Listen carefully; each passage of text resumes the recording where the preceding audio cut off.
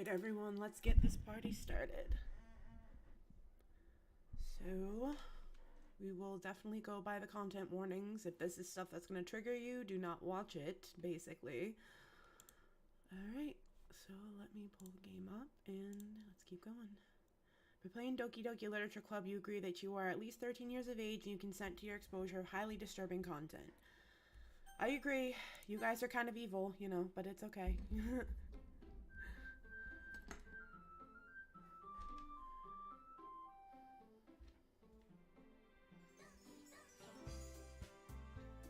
Okay then. That is definitely not what I was thinking was gonna happen. Okay, I'm just gonna turn the music down a little bit, along with the sound volume too, just so I can, like, actually hear myself talking, because this is really loud. Okay, so we'll start with a new game. Please enter your name. Okay. Okay, bookish nerdy. It is then.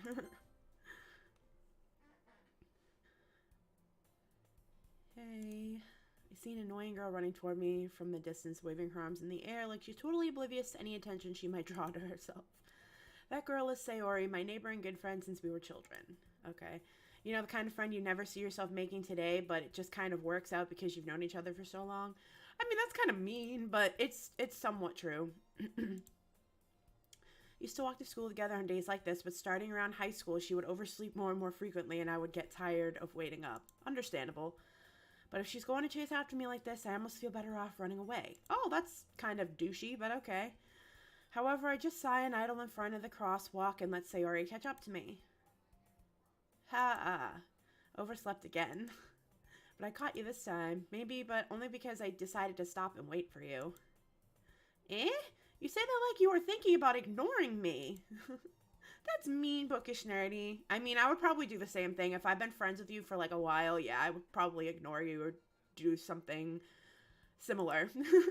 Well, if people stare at you for acting weird, then I don't want them to think we're a couple or something. Fine, fine. But you did wait for me after all.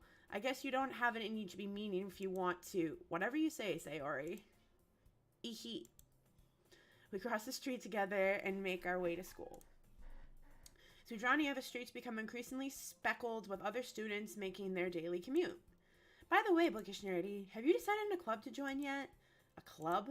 I told you already, I'm really not interested in joining any clubs. Honestly, this sounds extremely like me in the fact that I don't like to socialize in clubs and stuff unless absolutely necessary. I haven't been looking either. Yeah, I mean, why am I gonna look? I don't like to socialize. And that's not true. You told me you would join a club this year. Probably just to get you to shut up, dude. Did I? I'm sure it's possible that I did in one of our many conversations where I dismissively go along with whatever she's going on about. Suri likes to worry a little too much about me when I'm perfectly content just getting by on the average while spending my free time on games and anime. Damn, this does sound like me. Shit. Uh-huh. I was talking about how I'm worried that you won't learn how to socialize or have any skills before college. Your happiness is really important to me. I know you're happy now, but I die at the thought of you becoming a NEET in a few years because you're not used to the real world. You trust me, right? Don't make me keep worrying about you. All right, all right. I'll look at a few clubs if it makes you happy. No promises, though. I would say that too. Like, no promises, but I'll try. Will you at least promise me you'll try a little? Yeah, I guess I'll promise you that. Yay! Why do I let myself get lectured by such a carefree girl? More than that, I'm surprised I even let myself relent to her. I guess seeing her worry so much about me makes me want to ease her mind at least a little bit, even if she does exaggerate everything inside her head. Yeah, true. The school day is as ordinary as ever, and it's over before I know it. Thank the Lord. After I pack up my things, I stare blankly at the wall, looking for an ounce of motivation. Clubs. Sarah wants me to check out some clubs. I guess I have no choice but to start with the anime club. Hello? Sayori? Sayori must have come into the classroom while we're spacing out, more than likely. I look around and realize that I'm the only one left in the classroom. I thought I'd catch you coming out of the classroom, but I saw you just sitting here and spacing out, so I came in. Honestly, you're even worse than me sometimes. I'm impressed. You don't need to wait up for me if it's going to make you late to your own club. Well, I thought you might need some encouragement, so I thought, know what? Well, that you come to my club. Sayori. Yeah? There's no way I'm going to your club. Eat? Meanie. Sayori's vice president of the literature club. See, I would be there. I'm an English major, so I can't really say that I wouldn't go to a literature club meeting because I love, literature. That's what I'm hoping to, get my bachelor's in, my master's, I should say. Working towards bachelor's, gonna make it master's at some point. So Sayori's vice president of the literature club. Not that I was ever aware that she had any interest in literature. That's kind of mean. In fact, I'm 99% sure she only did it because she thought it would be fun to help start a new club. That is a very distinct possibility, one that I did not think of before. Since she was the first one to show interest after the one who proposed the club, she inherited the title vice president. Makes sense. That said, my interest in literature is guaranteed to be even less. Yeah, I'm gonna go to the anime club. Come on, please. Why do you care so much anyway? Well, I kind of told the club yesterday I'd bring in a new member. And Natsuki made cupcakes and everything. Don't make promises you can't keep. I can't tell if Sayori is really that much of an airhead or if she's so cunning as to have planned all of this out. I let out a long sigh. Fine, I'll stop by for a cupcake, okay? Yes, let's go. And thus, today marks the day I sold my soul for a cupcake. I dejectedly follow Sayori across the school and upstairs, a section of the school I rarely visit, being generally used for third-year classes and activities. Sayori, full of energy, swings open the classroom door. Everyone, the new member is here! I told you, don't call me a new member. I glance around the room. Welcome to the literature club. It's a pleasure meeting you. Sayori always says nice things about you. Seriously? You brought a boy? Way to kill the atmosphere.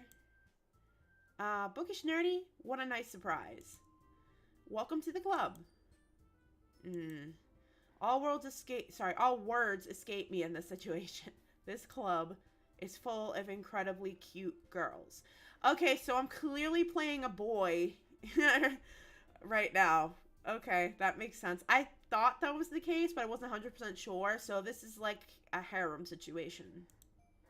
What are you looking at? If you want to say something, say it. Sorry. Natsuki. The girl with the sour attitude whose name is apparently Natsuki is one I don't recognize. Her small figure makes me think she's probably a first year. Probably. She's also the one who made cupcakes, according to Sayori. You can just ignore her when she gets moody. Sayori says that quietly into my ear, then turns back toward the other girls. Anyway, this is Natsuki, always full of energy. And this is Yuri, the smartest in the club. Don't say things like that. Yuri, who appears comparably more mature and timid, seems to have a hard time keeping up with people like Sayori and Natsuki. Okay, so you're clearly a Dandere girl. Well, it's nice to meet both of you. And it sounds like you already know Monica, is that right? That's right. It's great to see you again, Bookish Nerdy. Monica smiles sweetly. Oh boy, they're all interested. We do know each other. Well, we really talked, but we were in the same class last year. Monica's probably the most popular girl in class. Smart, beautiful, athletic. Basically completely out of my league. So having her smile at me so genuinely feels a little... You too, Monica. Awkward. Come sit down, Bookish Nerdy. We made a room for you at the table so you can sit next to me or Monica. I'll get the cupcakes. Hey, I made them. I'll get them. Sorry, I got a little too excited. Then how about I make some tea as well? Girls have a few desks arranged to form a table. As Sayori mentioned, it's been widened so that there is one space next to Monica and one space next to Sayori. Natsuki and Yuri walk over to the corner of the room where Natsuki grabs a wrapped tray and Yuri opens the closet. Still feeling awkward, I take a seat next to Sayori. Natsuki proudly marches back to the table, tray in hand. Okay, are you ready? Ta-da! Ooh! Natsuki lifts the foil off the tray to reveal a dozen white fluffy cupcakes decorated to look like little cats. The whiskers are drawn with icing and little pieces of chocolate were used to make ears. That's cute, though. So cute. I had no idea you were so good at baking, Natsuki. Well, you know, just hurry and take one. Sayori grabs one, then Monica, I follow. Okay, so not Sayori, but Natsuki, clearly the tsundere of it, because she's, like, awkward and can't take compliments at all. Okay. It's delicious. Sayori talks with her mouth full and has already managed to get icing on her face. Big shocker at this point. I turn the cupcake around in my fingers, looking for the best angle to take a bite. Natsuki is quiet.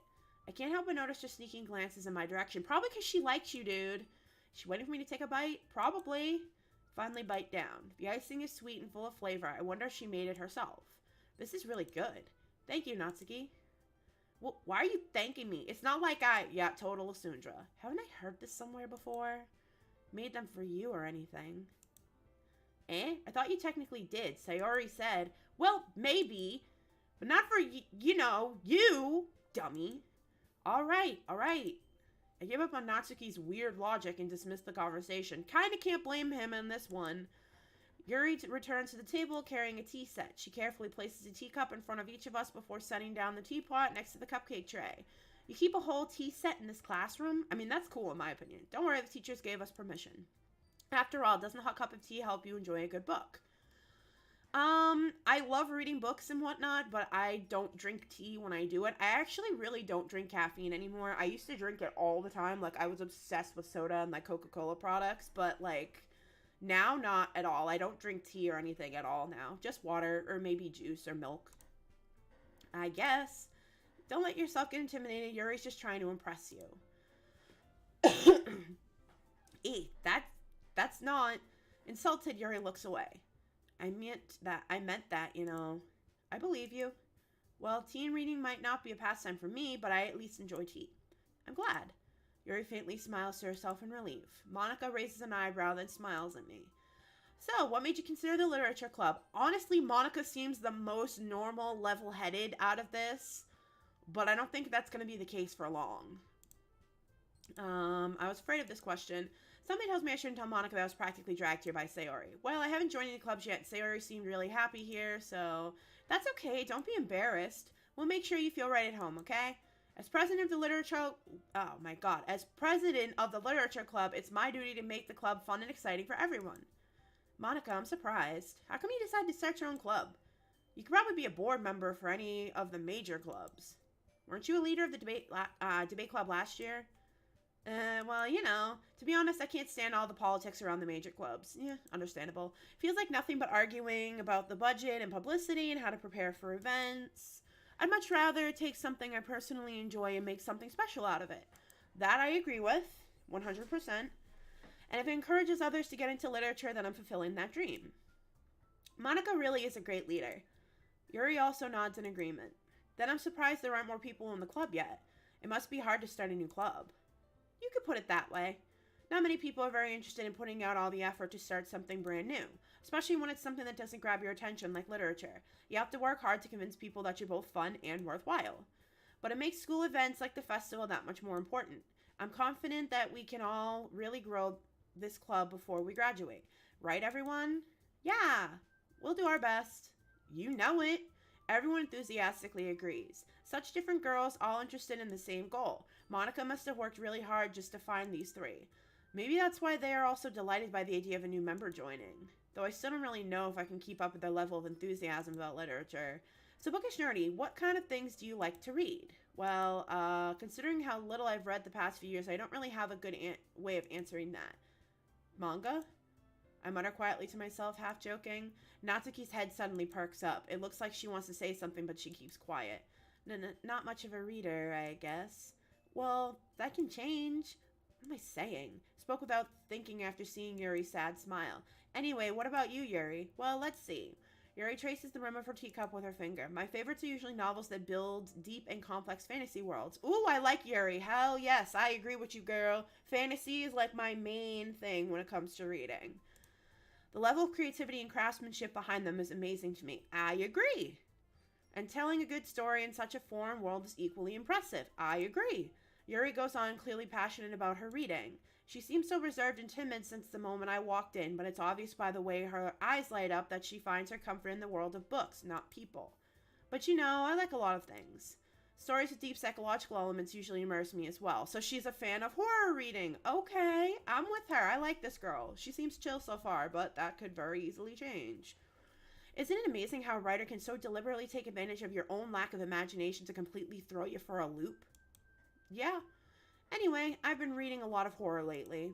I read a horror book once. I desperately grasped something I can relate to at minimum level. This rate, Yuri might as well be having a conversation with a rock. Really? I wouldn't have expected that, Yuri. For someone as gentle as you. I guess you could say that. But if a story makes me think or takes me to another world, then I really can't put it down. Surreal horror is often very successful at changing the way you look at the world, if only for a brief moment. Damn, I wish we had a literature club in frickin' high school for me. I think my college has one, though. I'm not 100% sure, though. I know they used to have, like, a book club. I don't know if they still do or not, so. Surreal horror. Alright, so I'm just gonna check the stream settings, make sure everything's going smoothly. From the looks of it, everything is good. Just making sure. Surreal horror is often very successful at changing the way you look at the world, if only for a brief moment. Ugh, I hate horror. Oh, why is that? Well, Natsuki's eyes dart over to me for a split second. Never mind. Okay, what is your problem, Natsuki? Because you're really starting to irritate me. That's right, you usually like to write about cute things, don't you, Natsuki? What? What gives you that idea? The fact that you probably do? You left a piece of scrap paper behind last club meeting. It looked like you were working on a poem called Don't Say It Out Loud! And give that back. Fine, fine. Your cupcakes, your poems, everything you do is just as cute as you are. Suri slides up behind Natsuki and puts her hands on her shoulders. I'm not cute! Natsuki, you write your own poems? Well, I guess sometimes. Why do you care? I think that's impressive. Why don't you share them sometime? No! Natsuki averts her eyes. You wouldn't like them. Not a very confident writer yet? I understand how Natsuki feels. Sharing the level of writing takes more than just confidence. I agree. The truest form of writing is writing to oneself. You must be willing to open up to your readers, exposing your vulnerabilities and showing even the deepest reaches of your heart. Do you have writing experience too, Yuri? Maybe if you share some of your work, you can set an example and help Natsuki feel more comfortable enough to share hers. Yeah, you shot yourself in the foot there, hon. Sorry to say, but you did. I guess it's the same for Yuri. Aw, I wanted to read everyone's poems. We all sit in silence for a moment. Okay, I have an idea, everyone. Oh boy. Natsuki and Yuri look quizzically at Monica. Let's all go home and write a poem of our own. Then next time we meet, we'll all share them with each other. Alright, that makes sense. That way everyone is even. Yeah, let's do it! Plus, now that we have a new member, I think it will help us all get a little more comfortable with each other and strengthen the bond of the club. I like Monica. She's reasonable. Isn't that right, bookish nerdy? Monica smiles warmly at me once again. Hold on, there's still one problem. What's that? Now that we're back to the original topic of me joining the club, I bluntly come forth with what's been on my mind the entire time. I never said I would join this club. Sayuri may have convinced me to stop by, but I never made any decision. I still have other clubs to look at, and, I lose my train of thought. All four girls stare back at me with dejected eyes. Ouch. But, I'm sorry, I thought. Bookish nerdy. You all... I'm defenseless against these girls. Just because you're weak, like, don't... Oh, boy. How am I supposed to make a clear-headed decision when it's like this? That is, if writing poems is the price they need to pay in order to spend every day with these beautiful girls. I know, like, you're a straight white male, or a straight male in general, and you have an opportunity to just chill with these girls, and you're not. Hey, Lightning 10, what's up? Sorry, just saw your message pop up. Yeah, I know it's a little bit earlier for me to stream than usual, but this is probably the only time I had to do it today, and I wanted to honor the fact that I would be streaming, so I figured at least do this. So that is, if writing the poems is the price I need to pay in order to spend every day with these beautiful girls. Right. Okay, I've decided then. I'll join the literature club. So he's clearly just in it because he wants to get with girls, which makes sense. One by one, the girl's eyes light up. Yes, I'm so happy. Sayori wraps her arms around me, jumping up and down. Hey, you really did scare me for a moment. If you really just came for the cupcakes, I would be super pissed. Then that makes it official. Welcome to the literature club. I love how they're all blushing. I'm pretty sure they all want the main lead, the guy, which would be me in this case. Thanks, I guess. Okay, everyone. I think with that, we can officially end today's meeting on a good note. Everyone remember tonight's assignment. Write a poem to bring to the next meeting so we can all share. Monica looks over at me once more. Bookish Nerdy, I look forward to seeing how you express yourself. Yeah. Can I really impress the class star Monica with my mediocre writing skills? We shall see.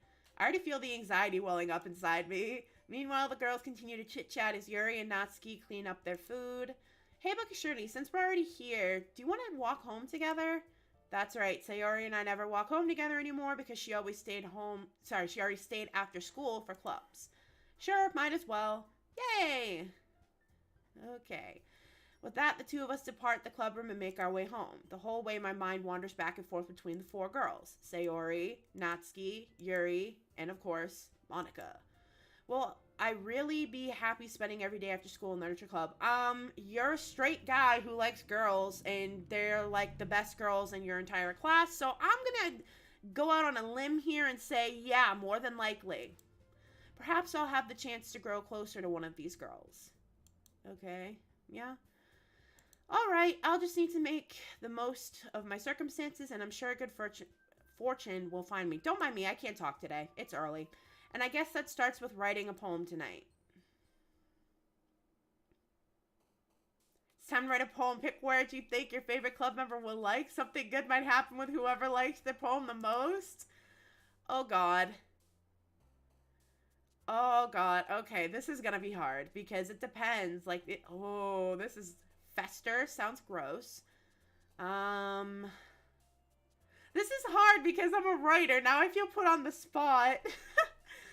I don't know, Lightning 10. What words do you think I should pick? Or to the one viewer who's watching, what words do you think I should pick? Okay, apparently I get 20 of them. Or that's one, oh god. You know what? I think I'll mix it up by doing half part romance, half part horror, and see what happens. So I'll do unstable. Oh, it's one page per... Okay, one word per page. Ooh, Starscape sounds interesting. I'll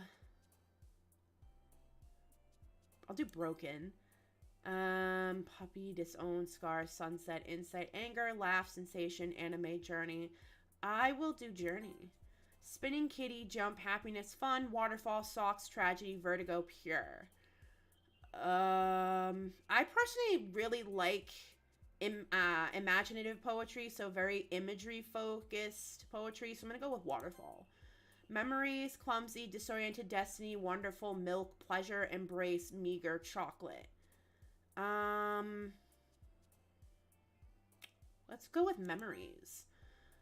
Wrath, shopping, captive, amazing, extreme, explode, marshmallow, depression, strawberry, aura.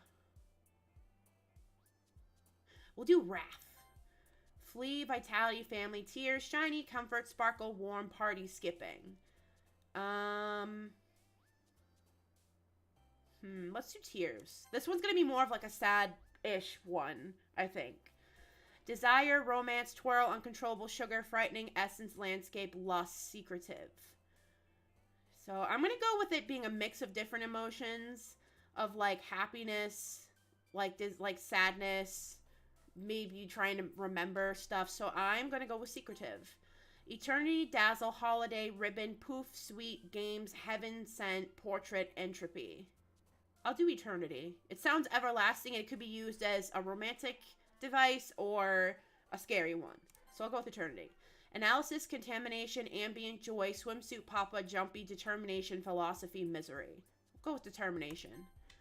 Cry, incongruent, vacation, melancholy, fireflies, effulgent, wow, precious, sing, excitement, mouse. I'll go with melancholy. Anxiety, universe, sadness, sticky, color, peace, unrestrained, email, ocean, nightgown. I'll go with unrestrained.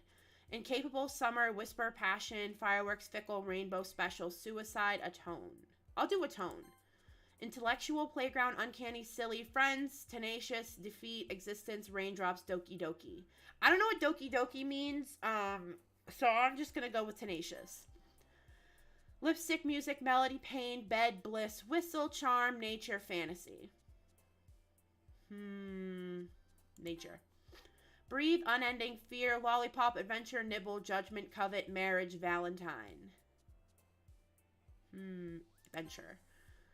Smile, death, peaceful, rain cloud, pink, flying, giggle, awesome, pout, forgive. Let's go with rain cloud. Cute, love, despise, feather, bouncy, extraordinary, hair, sunny, infallible, vibrant. Let's go with vibrant. Treasure, massacre, play, misfortune, dark, parfait, cheeks, hop, question, cheer, misfortune. Let's see what it comes down. I don't even remember all of the words that I just chose, so let's see how this goes. Hi again, Bookish Nerdy. Glad to see you didn't run away on us. Haha. Nah, don't worry. This might be a little strange for me, but I at least keep my word. I agree. Well, I'm back at the literature club. I was the last to come in, so everyone else is already hanging out. Thanks for keeping your promise, Bookish Nerdy. I hope this isn't too overwhelming of a commitment for you. Making you dive headfirst into literature when you're not accustomed to it. Oh, come on, like he deserves any slack. Okay, Natsuki, you clearly need to take it back a notch because you don't even know me. At least that's what I'm making the assumption. I could be 100% wrong, and she could actually know me very well. Maybe she knows me because we've met before or something. I don't know, but we'll have to see. Okay. Sorry, I'm just texting my friend back. Give me a minute, guys.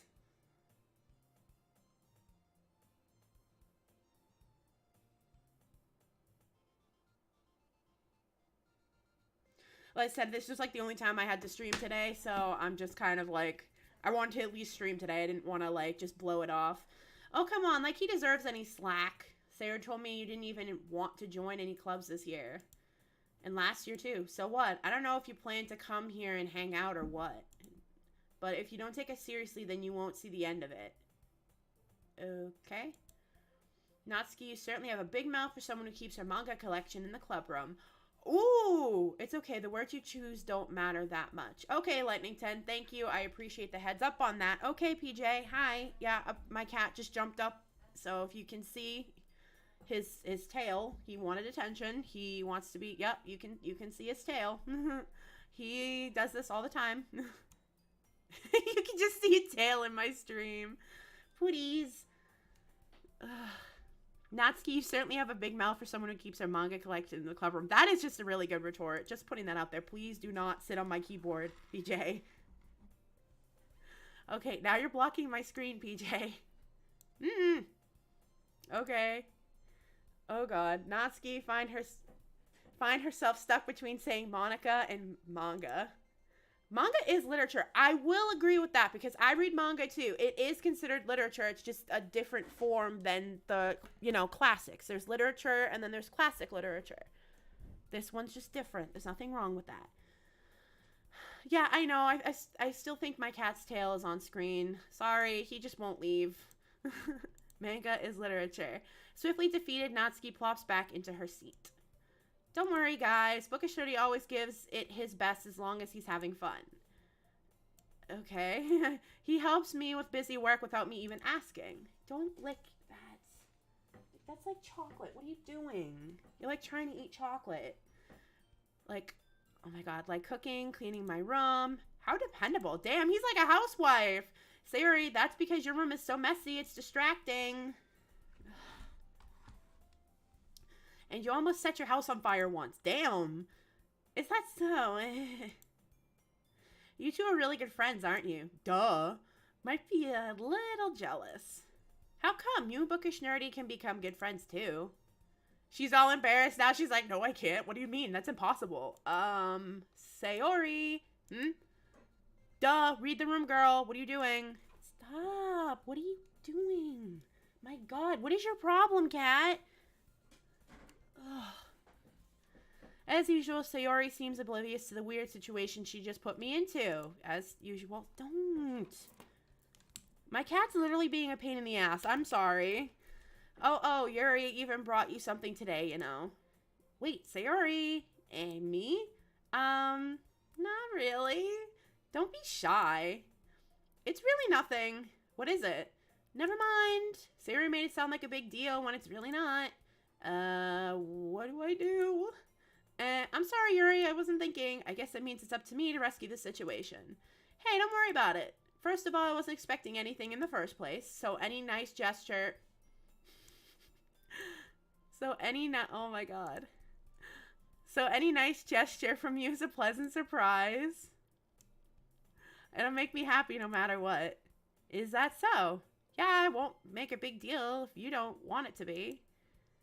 Alright. Well, here. Yuri reaches into her bag and pulls out a book. I don't want you to feel left out, so I picked out a book that I thought you might enjoy. It's a short read, so it should keep your attention even if you don't usually read. And we could, you know, discuss it if you wanted. This is... How is this girl accidentally being so cute? She even picked out a book she thinks I'll like despite me not reading much. Yuri, thank you. I'll definitely read this. I enthusiastically take the book. Whew. Well, you can read it at your own pace. I look forward to hearing what you think. Now that everyone's settled in, I expect Monica to kick off some scheduled activities for the club, but that doesn't seem to be the case. Sayori and Monica are having a cheery conversation in the corner. Yuri's face is already buried in a book. I can't help but notice her intense expression, like she was waiting for this chance. Meanwhile, Natsuki is rummaging around in the closet. Yeah. I'm really curious to talk to Yuri a little bit more, but at the same time, I would feel bad for distracting her from reading.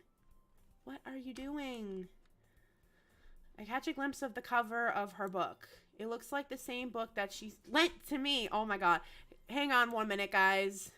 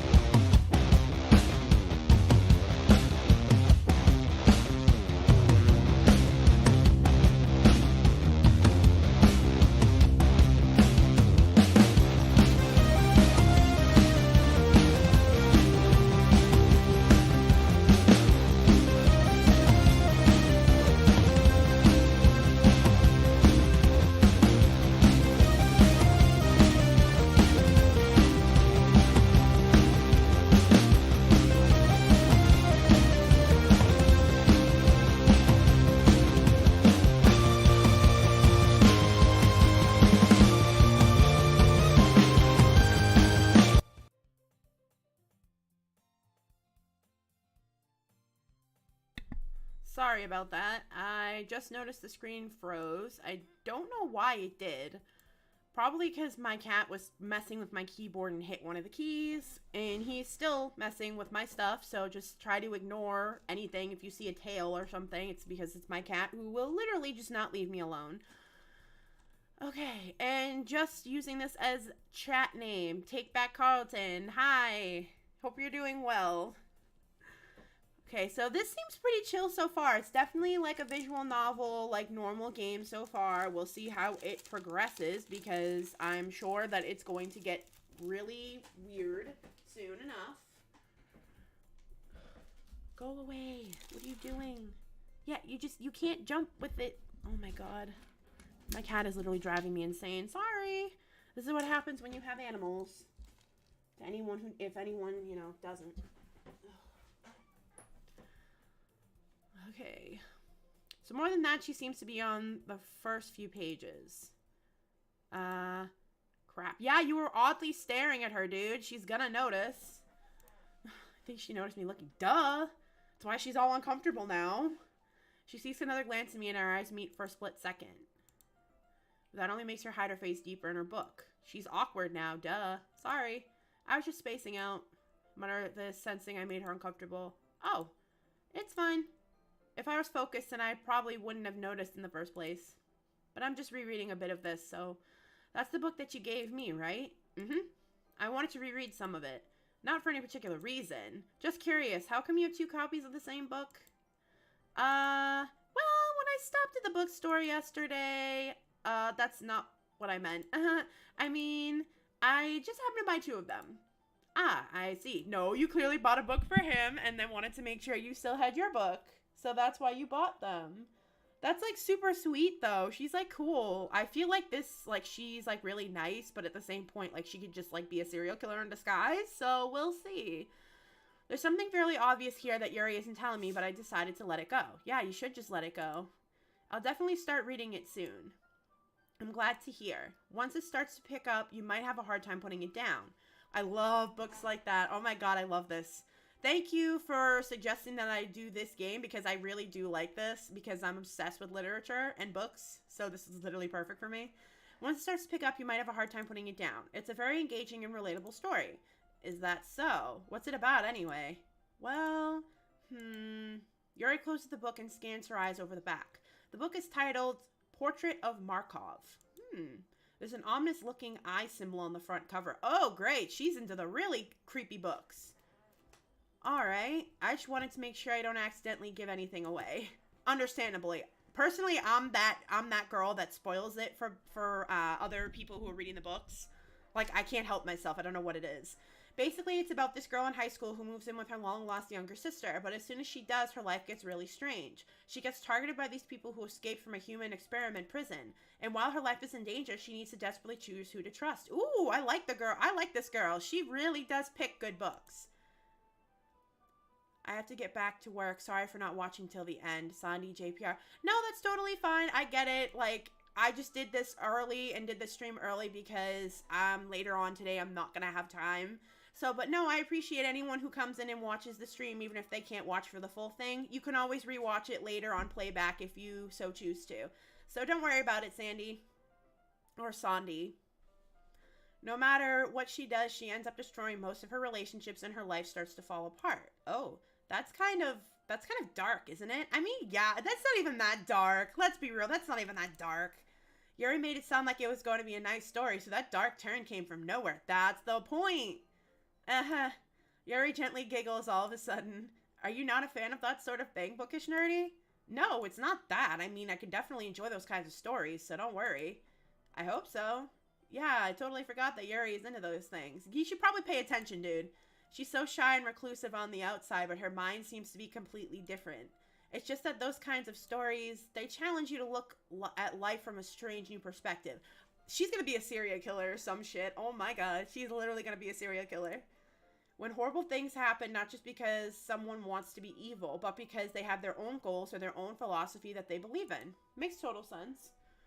Then suddenly, when you thought you related to the protagonist, they're made out to be the naive one for letting their one-sided morals interfere with the villain's plans. Makes total sense. I'm rambling, aren't I? Not again. I'm sorry. Hey, don't apologize. I haven't lost interest or anything. Well, I guess it's alright then. But I feel like I should let you know that I have this problem when I let things like books and writing fill my thoughts. I kind of forget to pay attention to other people. So I'm sorry if I end up saying something strange. And please stop me if I start talking too much. I really don't think you need to worry. That just means you're passionate about reading. The least I can do is listen. It's a literature club after all. Duh, he should listen.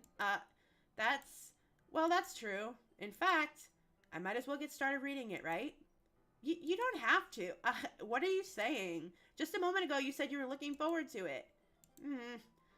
Let me just get the book. I quickly retrieved the book that I put into my bag. Alright, it's fine if I sit here, right? I slip into the seat next to Yuri's. Yeah? Are you sure? You seem a little apprehensive, because she likes you, stupid. I'm sorry. It's not that I don't want you to. It's just something I'm not very used to. That is, reading in company with someone. Yeah, I'm kind of a solo reader myself, so I can understand that. I see. Well, just tell me if I end up distracting you or anything. Alright. I open the book and start the prologue. I soon understand what Yuri means about reading in company. It's as if I can feel her presence over my shoulder as I read. It's not a particularly bad thing. Maybe a little distracting, but the feeling is somewhat comforting. It's definitely distracting. Yuri is in the corner of my eye. I realize that she's not actually looking at her own book. I glance over. It looks like she's reading from my book instead. Sorry. I was just... Yuri, you really apologize a lot, don't you? I do? I don't really mean to. Sorry. I mean... Here, this should work, right? I slide my desk until it's up against Yuri's and hold my book more between the two of them. I suppose so. Yuri timidly closes her own copy. Once we lean in a little bit, our shoulders are almost touching. It feels like my left arm is in the way, so instead I use my right hand to hold the book open. I guess that makes it kind of difficult to turn the page. Here. Yuri takes her left arm and holds the left side of the book between her thumb and forefinger. Cool, different perspective change. I'm loving it. I do the same with my right arm on the right side of the book. That way I turn a page and Yuri slides it under her thumb after it flips to her side. But in holding it like this, we're huddled even closer together than before. It's actually kind of distracting me. It's as if I can feel the warmth of Yuri's face and she's in the corner of my vision. Are you ready? To turn the page. Oh, sorry. I think I got a bit distracted for a second. I glance over at Yuri's face again and our eyes meet. I don't know how I'll be able to keep up with her. That's okay. You're not as used to reading, right? I don't mind being patient if it takes you a bit longer. It's probably the least I can do. Since you've been so patient with me. Yeah. Thanks. We continue reading. Yuri no longer asks me if I'm ready to turn the page. Instead, I just assume that she finishes the page before me, so I turn it by my own volition. We continue the first chapter in silence. Even so, turning each page almost feels like an intimate exchange. Just using this as chat name, Take Back Carlton. Switch to birth, man. Good show. My thumb gently letting go of the page, letting it flutter over to her side as she catches it under her own thumb. Hey, Yuri. This might be a silly thought, but the main character kind of reminds me of you a little bit. You think so? How does she? Well, I guess she's more blunt in a lot of ways, but she also second-guesses a lot of things that she says and does. Like she's afraid she'll do something wrong. It's not like I can see into your head or anything, but they're kind of reminiscent of some of your mannerisms. I see. I'm so sorry I have to leave early. I'll try to make it back ASAP. I'm so sorry for leaving early. Nah, don't worry about it. You guys stay as long as you can. If you can't stay the whole stream, it's totally fine. You can literally just re-watch it. I keep my streams up on my channel, so you can literally just watch the playback if you want to. Yuri remains silent for a moment, but bookish nerdy, that's probably a terrible thing to have in common with her. That's so embarrassing that you think that. Wait. I didn't mean it in a bad way or anything. Sorry, I really didn't know you were self-conscious about that sort of thing. Girl, like, I understand the self-conscious thing, but, like, get it together. He clearly likes you. Chill out a little bit. I guess I more meant that it's kind of cute. What are you saying all of a sudden? Okay, everyone. I think it's about time we share today's poems with each other. We might not have enough time if we wait too long. Yuri exhales, spared from finishing her thought. Is that alright, Yuri? You look kind of down. I'm sorry if you haven't been looking forward to this. It's not. It's fine. Yuri releases her hand from the book, causing it to close on top of my thumb. Alright. I guess I'll do some more reading tonight. Or would you prefer I only read it with you?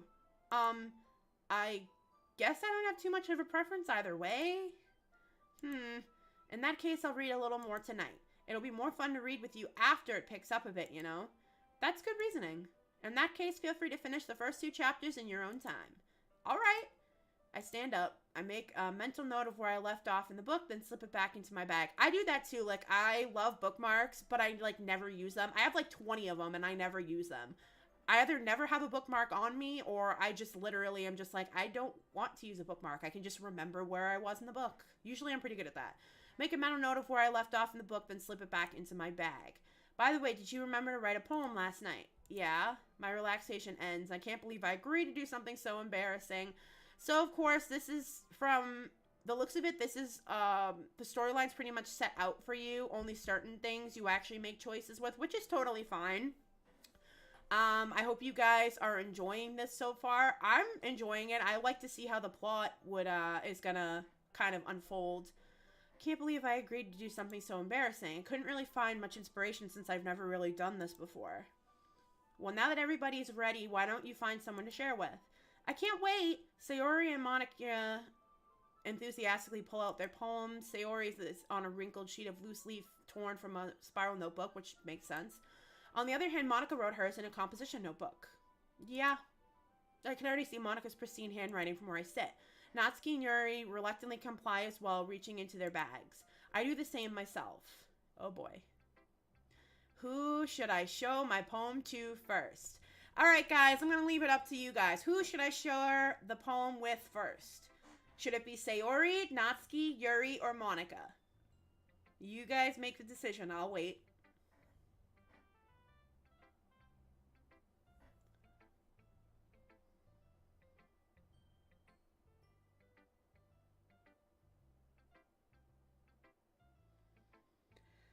Sayori is the best friend, so it would make sense to show it to her, but then it would incline a possible romantical connection. Natsuki, she kind of bugs me, so I don't want to show her the poem just on principle, because she irritates me.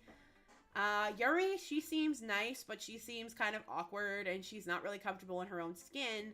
But then you have Monica, who's also pretty chill, but Monica's really passionate about writing, so you really don't know which one to go with. So, what do you guys think? Who do you think I should choose? Do you think it should be Sayori, Natsuki, Yuri, or Monica? I mean, if you guys don't want to choose, that's fine. Because I can make a choice. I kind of want to pick somebody. Like, I kind of already know who I want to pick.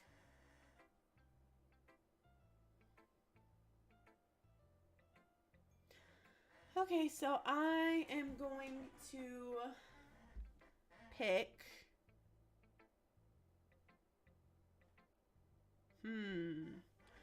I'm going to pick. I'm going to go with Monica.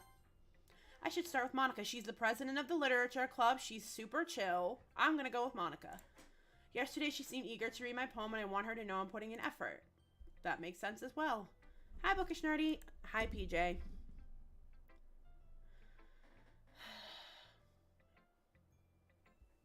Having a good time so far?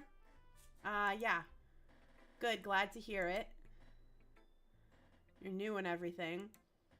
If you ever have any suggestions for the club, like new activities or things we can do better, I'm always listening. Okay, cool. Don't be afraid to bring things up, okay? Cool. Alright, I'll keep that in mind. Of course, I'll be afraid to bring things up. I'm much better off just going with the flow until I'm more settled. I kind of agree with that logic. Anyway, want to share your poem with me? It's kind of embarrassing, but I guess I have to. Don't worry, Bookish Nerdy. We're all a little embarrassed today, you know. Alright, you're flicking with the light, Peach. Like, chill. But it's that sort of barrier that we'll all learn to get past soon. Yeah, that's true. I hand Monica my poem. Great job, Bookish Nerdy. I was going, oh, in my head while reading it. It's really metaphorical. Cool. I'm not sure why, but I didn't expect you to go for something so deep. I guess I underestimated you. It's easiest for me to keep everyone's expectations low. That way it always counts when I put in some effort. Agreeable, agreeable. That's not very fair. Well, I guess it worked anyway. You know that Yuri likes this kind of writing, right? Writing that's full of imagery and symbolism. Unlike Sayori, who likes using simple and direct words to describe happiness and sadness, Yuri likes it when readers are left to derive their own meaning out of it, which is what I was going for because that's how I look at it as well. It's very challenging to write that effectively, both allowing people to get something out of it just by feel, or letting them deeply analyze all of the nuances.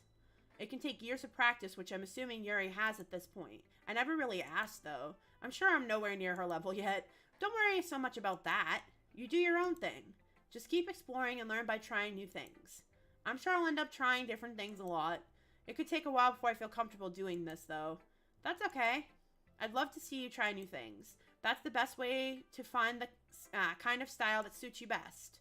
Everyone else might be a little bit biased toward their own kinds of styles, but I'll always help you find what suits you the most. So don't force yourself to write the way everyone else wants you to write. It's not like you have to worry about impressing them or anything. Anyway, do you want to read my poem now? Don't worry, I'm not very good. You sound pretty confident for someone who claims to not be very good. Well, that's because I have to sound confident. That doesn't mean I always feel that way, you know? I see. Well, let's read it then. Hole in the wall. It couldn't have been me. See the direction the spackle protrudes, a noisy neighbor, an angry boyfriend? I'll never know. I wasn't home. I peer inside for a clue. No, I can't see. I kneel blind like a film let out in the sun. Or I feel blind. I don't know. But it's too late. My retina's already scorched with a permanent copy of the meaningless image. It's just a little hole. It wasn't too bright. It was too deep, stretching forever into everything. A hole of infinite choices. I realize now that I wasn't looking in. I was looking out. And he on the other side was looking in. Oh, damn. So what do you think? It's very freeform, if that's what you call it. Sorry, I'm not really the right person to ask for feedback. No, you're not. It's okay. Yeah, that kind of style has gotten pretty popular nowadays. That is, a lot of poems have been putting emphasis on the timing between words and lines. When performed out loud, it can be really powerful. What was the inspiration behind this one? Well, I'm not sure if I know how to put it. I guess you could say that I had some kind of epiphany recently. It's been influencing my poems a bit. An epiphany? Yeah, something like that. I'm kind of nervous to talk about deep stuff like that because it's kind of coming on strongly. Maybe after everyone is better friends with each other. Makes sense. Anyway, here's Monica's writing tip of the day. Sometimes when you're writing a poem or a story, your brain gets too fixated on a specific point. If you try so hard to make it perfect, then you'll never make any progress. Just force yourself to get something down on the paper and tidy it up later. I agree. Another way to think about it is this. If you keep your pen in the same spot for too long, you'll just get a big, dark puddle of ink. So just move your hand and go with the flow. That's my advice for today. Thanks for listening. Who should I show my poem to next? I will take Monica's advice and show it to Yuri next. As Yuri reads the poem, I notice her eyes lighten up. Exceptional. What was that? Did I say that out loud? Yuri first covers her mouth, but then ends up covering her whole face. He's going to hate me. You really didn't do anything wrong, Yuri. I guess you're right. What am I getting so nervous for? Yuri takes a breath. So, what kind of writing experience do you have? Your use of imagery and metaphors indicates you've written a lot of poetry before. Really? Wow, that's a huge compliment coming from you. This is actually my first time, really. Huh? Yuri stares at me blankly, then looks at my poem again. Well, I know that. I just meant, Yuri trails off, unable to find an excuse. She traces her finger along the words in the poem as if breaking it down more thoroughly. Yeah. Okay. This is the reason I was able to tell. It's just that there are specific writing habits that are usually typical of new writers, and having been through that myself, I kind of learned to pick up on them. I think the most noticeable thing I recognize in new writers is that they try to make their style very deliberate. In other words, they tend to pick a writing style separate from the topic matter, and they form-fit the two together. Makes sense. Makes sense to do that. The end result is that both the style and the expressiveness are weakened. Once Yuri finds her train of thought, it's as if her demeanor totally changes. It's because she's comfortable and she knows what she's talking about. Her stammering is completely gone and she sounds like an expert. Of course, that's not something you can be blamed for. There are so many different skills and techniques that go into writing even a simple poem. Not just finding them and building them, but getting them to work together is probably the most challenging part. It might take you some time, but it all comes with practice and learning by example and trying new things. I also hope that everyone else in the club gives you valuable feedback. Natsuki can be a little bit biased, though. Biased how? Well, never mind. I shouldn't be talking about people like that. Sorry. It's fine. I'm not sure if Yuri's apologizing to herself, to me, or to Natsuki. Probably all three, honestly. Do you mind if I read your poem now? Please do. I'd love to share my thought process behind it. Yuri smiles dreamily, which itself is kind of funny. After all, isn't this supposed to be a literature club? Ghost under the light. Okay. The tendrils of my hair illuminate beneath the amber glow. Bathing. It must be this one. The last remaining streetlight to have withstood the test of time. The last yet to be replaced by the sickening blue-green hue of the future. I bathe. Calm, breathing air of the present but living in the past. The light flickers. I flicker back. Interesting. I'm sorry I have such terrible handwriting. What? I wasn't thinking that at all. But it took you a long time to read. Well, I just don't read script very often. I actually think your handwriting is pretty. Eh? That's a relief. Also, I like the poem. Even though it's short, it was really descriptive. It wasn't too short? I usually write longer poems. Not at all. I'm really glad you like it. I'll be honest. Since it's our first time sharing, I wanted to write something a little more mild. Something easy to digest, I suppose. Are you into ghosts, Yuri? Actually, the story isn't about a ghost at all, Bookish Nerdy. Really? I must have totally missed the point. Well, I suppose you did only glance over it after all. But remember that poets often express their own thoughts, feelings, and experiences in their work. They usually do more than tell a simple story or paint a picture. In this case, perhaps the subject of the poem is only being symbolically compared to a ghost, lingering in her last remaining place of comfort and able to let go of the past, and soon to be left with nothing. That's a lot more solemn putting it that way. I hadn't even thought of that. That's impressive. Eh? It's nothing, really. Yours was impressive, too, so... Nah. If anything, I could probably learn a thing or two from you. You think so? Yeah, of course. You know, I was really nervous about doing all of this, but in the end, I enjoyed it. I'm going to keep doing my best for you, Bookish Nerdy. Me too. Alright, I'll get Natsuki over with just because I don't really like her perspective. I don't like her as a person or as a character. Bookish Nerdy, if you're not going to take this club seriously, then go home. What? Harsh. What, you expect me to believe that you actually put effort into this? Do you think I'm stupid? I'm not a writer. Maybe it's not very good, but yeah, I did put in effort. We all start somewhere, right? If you're still so proud of the first poem you ever wrote, then I'd like to read it. Exactly, so shut up, you brat. Painful to think about? Fine. Well, sorry. You'll get better anyway. I'll tell you what to improve, but you're better off just trying again. Fair enough. Well, to each their own, I guess. Anyway, I guess I gotta share mine now. Knowing you probably think it's stupid. Eagles can fly. Monkeys can climb. Crickets can leap. Horses can race. Owls can seek. Cheetahs can run. Eagles can fly. People can try, but that's about it. Okay, so the last part is definitely supposed to catch you off guard because she's talking about animals 1 minute and then people the next. But I think it's supposed to be like just normal basic stuff that everyone does, except when it comes to people. People are not so easily assuaged and all they really can do is try their best.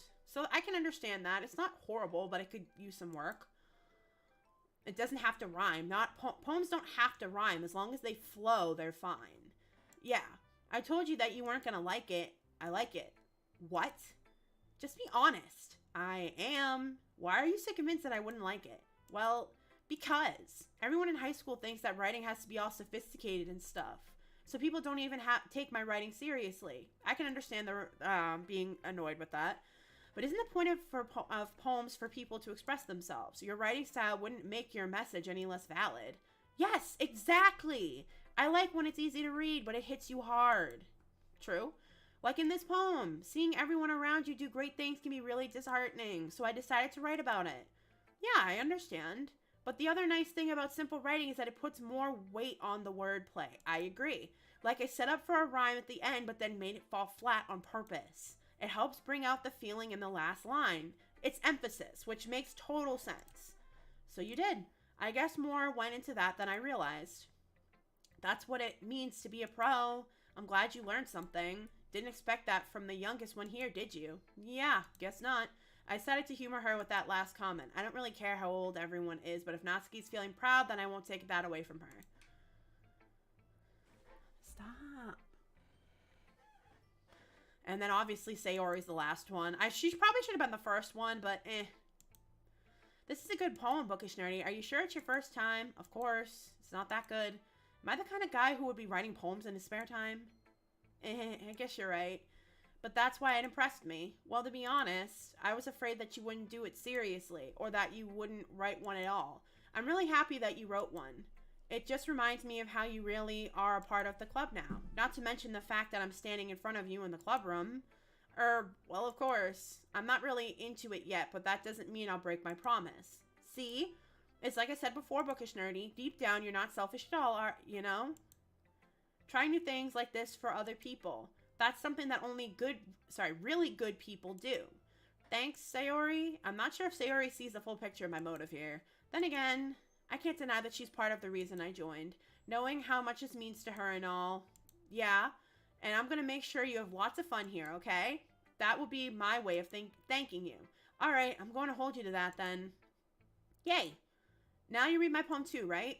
Don't worry, I'm really bad at this. We'll see about that. Dear Sunshine, the way you glow through my blinds in the morning, it makes me feel like you missed me, kissing my forehead to help me out of bed, making me rub the sleepy from my eyes. You should probably just get rid of the Y on that one. Are you asking me to come out and play? Are you trusting me to wish away a rainy day? I look above, the sky is blue. It's a secret, but I trust you too. If it wasn't for you, I could sleep forever, but I'm not mad. I want breakfast. Okay, that's definitely a different take of poetry. Sayori, this is just a guess, but did you wait until this morning to write this? No, just a little bit. You can't answer just a little bit to a yes or no question. I forgot to do it last night. Well, at least that makes me feel a little better about myself. Don't be mean. I still tried my best. Yeah.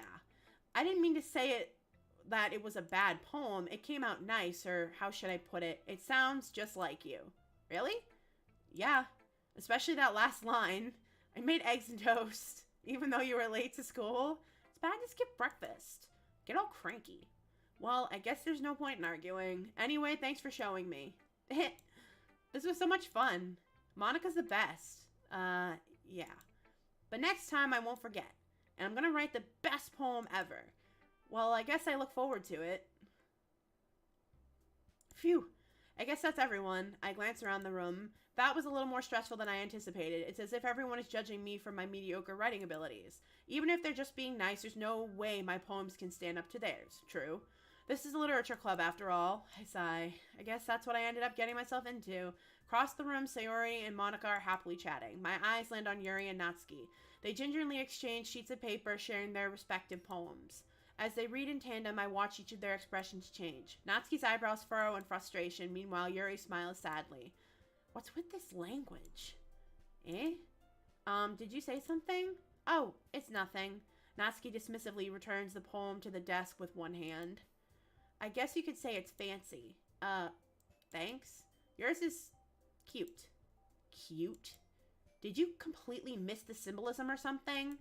They're completely opposite writers. Oh, this is so not good. It's clearly about the feeling of giving up. How can that be cute? I know that. I just meant the language, I guess. I was trying to say something nice. Eh? You mean you have to try that hard to come up with something nice to say? Thanks, but it really didn't come out nice at all. Well, I do have a couple of suggestions. If I was looking for suggestions, I would have asked someone who actually liked it. Which people did, by the way. Sayori liked it, and Bookish Nerdy did too. So based on that, I'll gladly give you some suggestions of my own. First of all, excuse me, I appreciate the offer, but I've spent a long time establishing my writing style. I don't expect it to change anytime soon, unless, of course, I come across something particularly inspiring, which I haven't yet. And Bookish Nerdy liked my poem too, you know. He even told me he was impressed by it. Natsuki suddenly stands up. Oh? I didn't realize you were so invested in trying to impress our new member, Yuri. That's not what you're just... Yuri stands up as well. Maybe you're just jealous that Bookish Nerdy appreciates my advice more than he appreciated yours. Oh boy. Huh? And how do you know he didn't appreciate my advice more? Are you that full of yourself? No. If I was full of myself, I would deliberately go out of my way to make everything I do overly cutesy. Ugh. Is everyone okay? Well, you know what? I wasn't the one with whose boobs magically grew a size bigger as soon as Bookish Nerdy started showing up. Ooh! Natsuki! Natsuki, that's a little... This doesn't involve you! I don't like fighting, guys. Suddenly, both girls turned towards me as if they just noticed I was standing there. Bookish Nerdy! She's just trying to make me look bad. That's not true. She started it. If she could get over herself and learn to appreciate the simple writing style is more effective, then this wouldn't have happened in the first place. What's the point of making your poems all convoluted for no reason? Just putting it out there, just because you're cool with symbolism and you like to make people think about the poetry, doesn't mean it's a bad poem. Simple poems aren't bad either, but like, Natsuki kind of needs to chill a little bit. I mean, Yuri was kind of coming off as maybe bitchy, but she clearly wasn't doing it on purpose. Natsuki, on the other hand, is just kind of like being a bitch for no reason. So, Natsuki, you need to chill out a little bit. The meaning should jump out at the reader, not force them to have to figure it out. It depends on what you like. Help me explain that to her, Bookish Nerdy. Wait, there's a reason we have so many deep and expressive words in our language. It's the only way to convey complex feelings and meaning them most effectively. Avoiding them is not only unnecessarily limiting yourself, it's also a waste. You understand that, right, Bookish Nerdy? Well? How did I get dragged into this in the first place? It's not like I know anything about writing, but whomever I agree with, they'll probably think more highly of me. So, of course, that's going to be... They're both right. That's the problem. Like, there's nothing wrong with the simple style, and there's nothing wrong with the a complicated one. So I'm just going to go with Help Me, Sayori. Natsuki glares at me, drying up any words I had in my mouth. So instead, I turn to Yuri. Yuri? But Yuri's expression is so defenseless that I can't bring myself to say anything to her. Sayori! Yeah? Everyone's fighting is making Sayori uncomfortable. How can the two of you keep fighting when you know you're making your friend feel like this? Bookish Nerdy. Well, that's her problem. This isn't about her. I agree. It's unfair for others to interject their own feelings into our conflict. Yeah, unless Sayori wants to tell Yuri what a stuck-up jerk she's being, she would never. It's your immaturity that's made her upset in the first place. Excuse me? Are you listening to yourself? This is exactly why nobody likes. Stop. Ooh. Natsuki, Yuri, you guys are my friends. I just want everyone to get along and be happy. My friends are wonderful people, and I love them because of their differences. Natsuki's poems, they're amazing because they give you so many feelings with just a few words. And Yuri's poems are amazing because they paint beautiful pictures in your head. Everyone's so talented, so why are we fighting?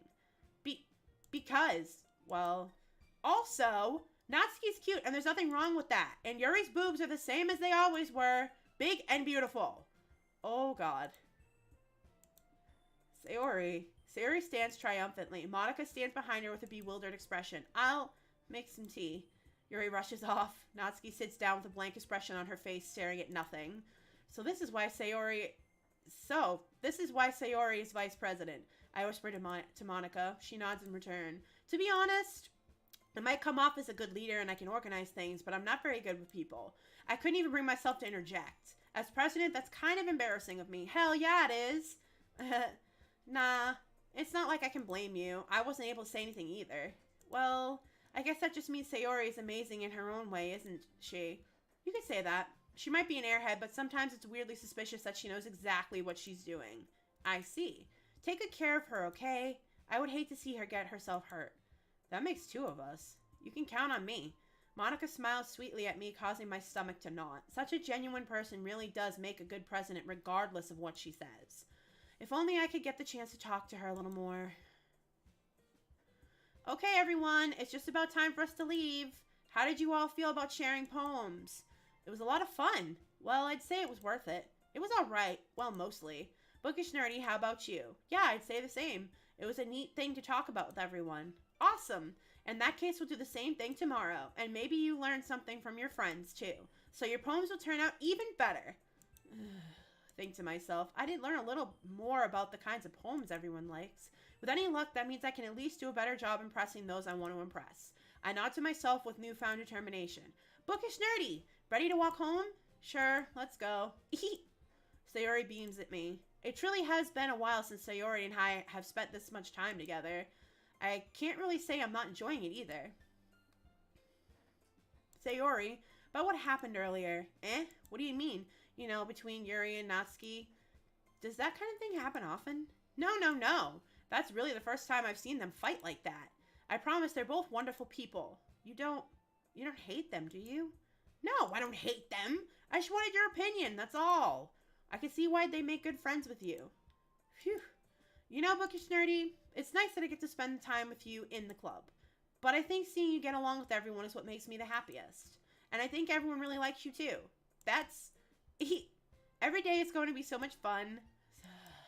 It looks like Sayori still hasn't caught on to the kind of situation I'm in. Sure, being friends with everyone is nice, but does it really need to stop there? We'll just have to see what the future holds, Sayori. I pat Sayori on the shoulder. I said that more to myself than to her, but it's easy to use Sayori as an internal monologue sometimes. Okay. Yeah, let's do all this. Oh, look, the poem picture again. Okay. Whisper.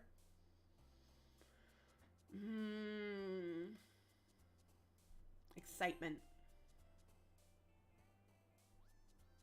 Adventure. Desire. Captive.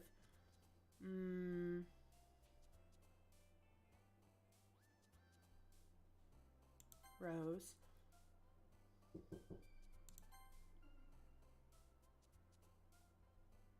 Journey, covet, horror, lollipop, defeat, kawaii, dark, aura, unrequited, hop.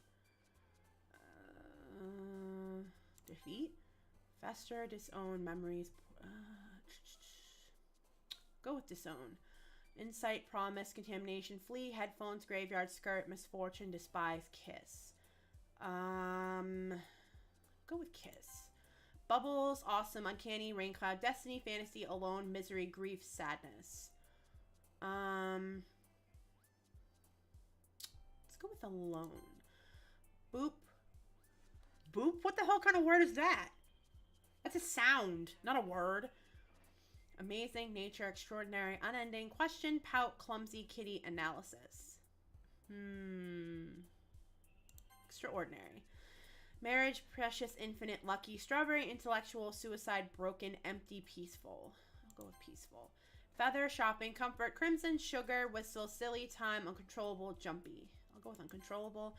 Vivacious, charm, lazy, vacation, forgive, dance, eternity, lust, rainbow, chocolate. I will go with vivacious. Together, playground, vanilla, sensation, nightgown, disaster, bed, embrace, frightening, raindrops. I will go with raindrops. Fickle, ambient, bunny, fireflies, pain, pink, hurt, electricity, swimsuit, or love. I will go with love. Puppy, incongruent, atone, color, happiness, existence, cute, variance, heartbeat, massacre. I will go with atone. Scars, shame, starscape, passion, melody, landscape, loud, romance, effulgent, breathe. I will go with passion. Holiday, agonizing, doki doki, wrath, email, hopeless, judgment, vertigo, poof, sweet. I will go with agonizing. What can I say? I'm dark. It's okay. Another day passes and it's time for the club meeting already. I've gotten a little more comfortable here over the past couple days. Entering the club room, the usual scene greets me. Hi, Bookish Nerdy. Yo, Sayori. Looks like you're in a good mood today. I'm just still not used to you being in the club, that's all. I see. That's a pretty simple thing to get you in a good mood. But I guess it's always the simple things with you. Anyway. Speaking of which, I'm kind of hungry. Will you come with me to buy a snack? No thanks. That's not like you at all. I have my reasons. Why don't we take a look at your purse, Sayori? Why that all of a sudden? No reason, really. I just wanted to look at it. Sayori nervously retrieves her coin purse. She fumbles with the latch and gets it open. Then she turns it upside down and lets its contents spill onto the desk. Only 2 small coins fall out. I knew it. I can see right through you, Sayori. That's not fair. How did you even know? It's simple. If you had enough money in the first place, you would have bought a snack before coming to the club room. So either you're not hungry and want an excuse to take a walk, or you planned conveniently to forget that you spent all your money so that I would lend you some. But there's one more thing. You're always hungry. And so, that only leaves one option. I give up. Don't make me feel guilty. If you feel guilty, that means you deserve to feel guilty. Yuri suddenly giggles. I didn't notice that she was listening in. Her face is in her book as always. I wasn't listening or anything. It was just something in my book. Yuri, tell Bookishiri to let me borrow some money. Don't get me involved like that, Sayori. Besides, you should only buy what you can responsibly afford. And frankly, after pulling a mischievous little stunt like that, your suffering is fair enough retribution. Did I just... I didn't mean that. I got too absorbed into my book. I really like when you speak your mind, Yuri. It doesn't happen much, but it's a fun side of you. There's no way you could think that. You were right, though. I did something bad, and now I have to accept the revolution. Retribution. That! Still coming from you, Sayori. I guess there's a little devil inside all of us, isn't there? Don't let her fool you. Sayori knows exactly what she's doing. After all, she told you guys she was bringing me to the club before she even told me. But you wouldn't have come if it weren't for the cupcakes. So I had to trick Natsuki into making them. Come on, give me more credit than that, Sayori. Pwop. Out of nowhere, something smacks Sayori in the face and tumbles onto the desk. Ow. What was it? A cookie? Sure enough, it's a giant cookie wrapped in plastic. Sayori glances around. Is this a miracle? It's because I paid my restitution. Retribution. Actually, that one almost worked. I was just gonna give it to you, but then I heard you blab about the cupcakes. It was totally worth seeing your reaction, though. Natsuki, that's so nice of you. I'm so happy. Sayori hugs the cookie. Jeez, just eat it. Sayori rapidly tears open the wrapper and takes a big bite. So good. Sayori suddenly claps her hands over her mouth. I bit my tongue. You're going through a lot over just one cookie. Natsuki takes a bite of her own cookie. Yours looks really good too, Natsuki. Can I try it? Jeez, beggars can't be choosers. But yours is chocolate. Yeah, why do you think I gave you that one? Fine. Still, I'm really happy that you shared this one with me. Sayori gets out of her seat and goes behind Natsuki, then wraps her arms around her. Jeez, I get it. Cookie still in hand, Natsuki reaches up to nudge Sayori off of her. Sayori suddenly leans down and takes a bite of Natsuki's cookie. Yeah, because I didn't see that coming. Hey! Did you seriously just do that? Mouthful, Sayori trots away to safety. Yuri and I laugh as well. Jeez, you're such a kid sometimes. Monica, can you tell Sayori? Natsuki glances around. Monica isn't in the club room. Ugh.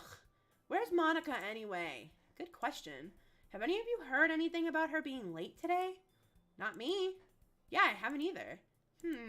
That's a bit unusual. I hope she's okay. Of course she's okay. She probably just had something to do today. She's pretty popular after all. You don't think she has a... I wouldn't be surprised. She's probably more desirable than all of us combined. That's true. Excuse me? Suddenly the door swings open. Sorry, I'm super sorry. There you are. I didn't mean to be late. I hope you guys weren't worried or anything. Monica chose the club over her boyfriend after all. You're so strong-willed. But boyfriend? What on earth are you talking about? Monica quizzically glances at me. Never mind that. What held you up anyway? Well, my last period today was study hall. To be honest, I kind of just lost track of time. That makes no sense, though. You would have heard the bell ring at least. I must not have heard it since I was practicing piano. Piano? I wasn't aware you played music as well, Monica. I don't really. I kind of just started recently. I've always wanted to learn piano. That's so cool. You should play something for us, Monica. Monica looks at me. Maybe once I get a little bit better, I will. Yay! That sounds cool. I'd also look forward to it. Is that so? In that case, I won't let you down, Bookish Nerdy. Monica smiles sweetly. She's so clearly interested in you. I didn't mean any pressure or anything like that. Don't worry. I've been practicing a whole lot recently, and I'd really love the chance to share once I'm ready. I see. In that case, best of luck. Thanks. So I didn't miss anything, did I? Not really. I chose to leave out Sayori's mischievous escapade. That's just funny. I'm sure Natsuki will end up complaining to her anyway. It looks like everyone has already settled down. Sayori somehow already finishes her entire cookie. Yuri is back to her book, and Natsuki disappeared into the closet. Okay. Man, looks like no one wants to be bothered today. I slumped down into the nearest desk. How am I supposed to occupy myself with something literature-related by myself like this? I guess I could always read some of the book Yuri gave me, but I'm feeling a little too tired to read. I could probably fall asleep right now. Close my eyes and end up listening in on Sayori's conversation with Monica. We're probably going to seem really lame compared to all the other clubs, though. Well, we can't give up. The festival is our chance to show everyone what Literature Club is all about. The problem is that the idea of a literature club sounds too dense and intellectual. But it's not that at all, you know? We just need a way of showing that to everyone. Something that speaks to their creative minds. That doesn't solve the problem, though. What do you mean? Even if we come up with the most fun thing ever, nobody will come in the first place if it's a literature event. So it's more important to figure out how to get people to show up in the first place, you know? And after they come, we can do the thing to speak to their creative minds. What's this? Sayori's taking this really seriously. It's rare to hear her deliberating like this. Huh? That's a good point. In that case, do you think food will do the trick? What kind? Well, I guess we could... Cupcakes! Good thinking. Natsuki would love to do that. You're right. Natsuki makes the best cupcakes. That works out perfectly. That wasn't why you suggested it? Cupcakes speak to my creative tummy. Cupcakes it is, then. I'm hungry. Anyway, we still need to work out the details of the event itself. I find myself smiling. In the end, Sayori is still her usual self, but therein lies the unexpected reason I admire her. Unlike me, who has trouble finding any motivation at all, Sayori can put her mind to things and make them come to life. I suppose that's why I ended up letting her get on my case about things. I can't help but wonder what it would be like to see the world through her eyes. Oh, I open my eyes to find Sayori's face filling my vision. I nearly fall out of my chair. Sorry. Wait, actually, I'm not sorry at all. It's your fault for sleeping like that. This isn't the napping club. Does our school have a napping club? You're staying up late again, aren't you? Now that you're in a club, you're gonna have less time for anime, you know. I mean, like, do I have to sit there and say that, like, I have to choose between the two? Because I like both. I like anime, but I like my literature too. Like, just balance them. And just using this chat name, I'm glad you're back. Now that you're in a club, you're gonna have less time for anime, you know. You'll need to get used to it. Don't say that so loud. I glance over my shoulder to see if Monica overheard. It's true, though. Yeah. I know. You're always looking out for me, Sayori. It's what I do best. That's a problem. What about you? You look out for me better than you look out for yourself. You're still oversleeping every day, aren't you? Not every day. That's not very convincing. How many days this past week have you gotten up on time? It's a secret. I knew it. Come on, at least give me the benefit of the doubt. I can't even do that. Look, Sayori, it's written all over you. Sayori glances around at herself. How is it written all over me? You were clearly in a rush this morning. Look, your hair is sticking out all around here. I run my fingertips down the side of Sayori's hair, trying to straighten it out. Man, you really need a brush for this. My hair is just really hard to get right. I won't fall for that. There's more than just your hair. Look, your bow isn't straight either. And here's a toothpaste stain on your collar right here. I try to wipe off a stain with my finger. Oh gosh. Wonderland and normal. But nobody ever noticed that. Of course they would. Nobody's going to tell you about it because they don't want to embarrass you. Very true. Fortunately, I really don't care about that. Hey, you meanie. And you don't even keep your blazer buttoned up. Seriously, Sayori? Why do you think you don't have a boyfriend yet? That's super mean. Sorry, but you'll thank me later. I start to button her blazer from the bottom. Once you see how much better it looks, you'll change your mind. Okay. Awkward. This is so funny. What is? Well, I was just thinking about how weird it is to have a friend who does these kinds of things. Don't say it like that. You'll make me feel weird about it, stupid. It's okay, though. I'm happy we're like this. Aren't you? I guess. Hey, be careful. The button might come off. Why is this one so hard to close? I struggle to fully close the button near her chest. Duh! Does this thing even fit you properly? Probably not. It did when I bought it. If you ever buttoned it, you would have noticed sooner that it doesn't fit you anymore. What are you smiling about? It means my boobs got bigger again. Don't say that out loud. Anyway, you look much better now, so, why does it feel strange to see Sayori's blazer buttoned up like that? But it's so stuffy. It's not worth it at all. Sayori hastily unbuttons her blazer once more. Whew. That's so much better. Sayori puts her arms out and twirls around. So if I keep it unbuttoned, then I won't get a boyfriend, right? What kind of logic is that? And why are you saying that like it's a good thing? Because if I had a boyfriend, then he wouldn't even let you do things like this. And you take care of me better than anyone else anyway. So that's why I'm keeping it unbuttoned. Stop saying all these embarrassing things. I didn't say anything embarrassing. Jeez. Well, anyway, just focus on trying to wake up a little earlier. Only if you focus on going to bed earlier. Fine. It's a deal. I guess we really are better at taking care of each other than we are taking care of ourselves. Well, I guess so. So, Phantasm GD, what's up? So maybe you should come wake me up in the morning. You're doing it again, Sayori. Aw, but I was joking that time. Man, it's impossible to tell you with you sometimes. Okay, everyone. Monica suddenly calls out. Why don't we share the poems we wrote now? Yay! Look at Shirley, I can't wait to read yours. Yeah, same. I feel to sound enthusiastic, but Sayori still trots away to retrieve her poem. Who should I show my poem to first? Oh, God. I don't know.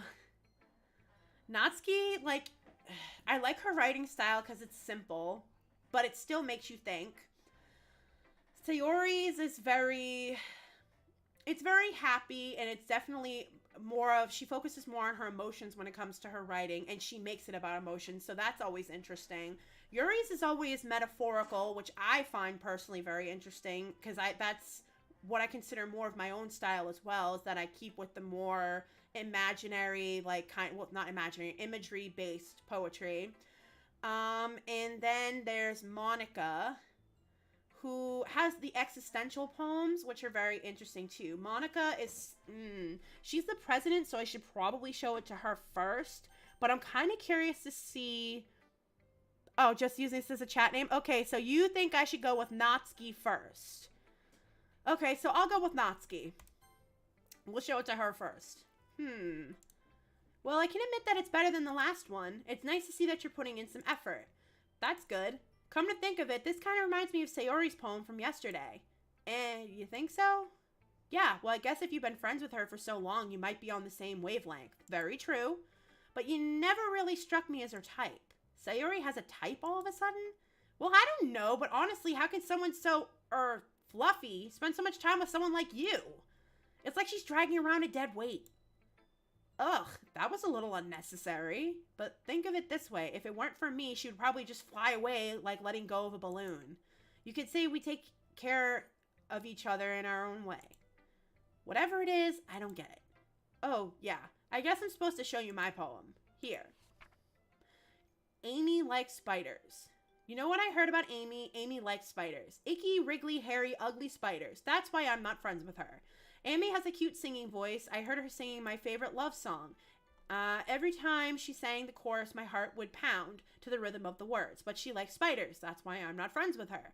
One time, I hurt my leg really bad. Amy helped me up and took me to the nurse. I tried not to let her touch me. She likes spiders, so her hands are probably gross. That's why I'm not friends with her. Amy has a lot of friends. I always see her talking to people. She probably talks about spiders. What if her friends start to like spiders too? That's why I'm not friends with her. It doesn't matter if she has other hobbies. It doesn't matter if she keeps it private. It doesn't matter if it doesn't hurt anyone. It's gross. She's gross. The world is better off without spider lovers, and I'm gonna tell everyone. Okay, Natsuki. Not really loving this poem. It's more of a story than a poem. Not bad, right? It's quite a bit longer than yesterday's. Yesterday's was way too short. I was just warming up. I hope you didn't think that was the best I could do. I liked yesterday's poem better. No, of course not. Anyway, the message is pretty straightforward in this poem. I doubt I have to explain it. Sometimes you can explain complicated issues with much simpler analogies. And it helps people realize how stupid they're being. Like, anyone would agree that the subject of this poem is an ignorant jerk. Do you know people like that? Of course, it's about how everyone thinks that doesn't matter. It can be about anything. Okay, I wrote it to be easy to relate to.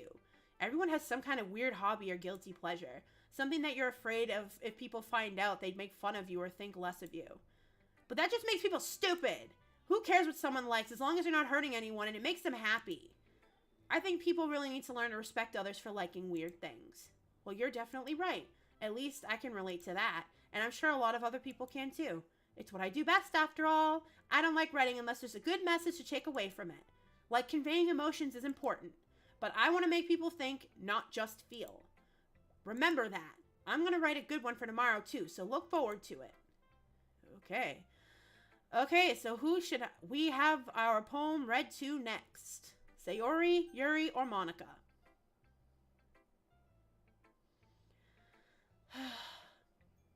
I mean, I don't know. Natsuki's was definitely... I liked her first poem better. I wasn't too into this one. Like, I don't know. Her poetry kind of defeats the purpose of poetry sometimes. Because people, when they read poetry, they like the existentialism. They like having to think what the poem actually means. Honestly, the only thing I got from her poem is that she hates spiders. That's literally it. And that she doesn't like this girl because this girl likes spiders. That's literally the only thing I got from Natsuki's poem. I don't know. Maybe it's just me. Maybe I just overthought it or something. Or I didn't think highly enough of it. I don't know. So you guys chose one. So I am going to go with... I'll let Sayori read it next. She's our friend, so why not? Oh my goodness. This is so good, Bookish Nerdy. I love it. Especially after yesterday's poem. Ugh. You're too honest sometimes, Sayori. Sayori, yeah, I just chose Sayori. She is the best friend. No, but really, I want to put this on my wall. Can I? Sayori, you must seriously be overreacting. I'm not a good writer at all. I honestly have no idea what I'm doing. Well, maybe that's why. Because I have no idea what I like either. Jeez. I'm sure Yuri's opinion has to be a little more constructive than this. Maybe even Natsuki's. Are you sure you don't like it just because I wrote it? Well, I'm sure that's part of it. I think I understand you better than a lot of other people, you know. So when I read your poem, it's not just a poem. It's a bookish, nerdy poem. And that makes it feel special. I'll be right back, guys.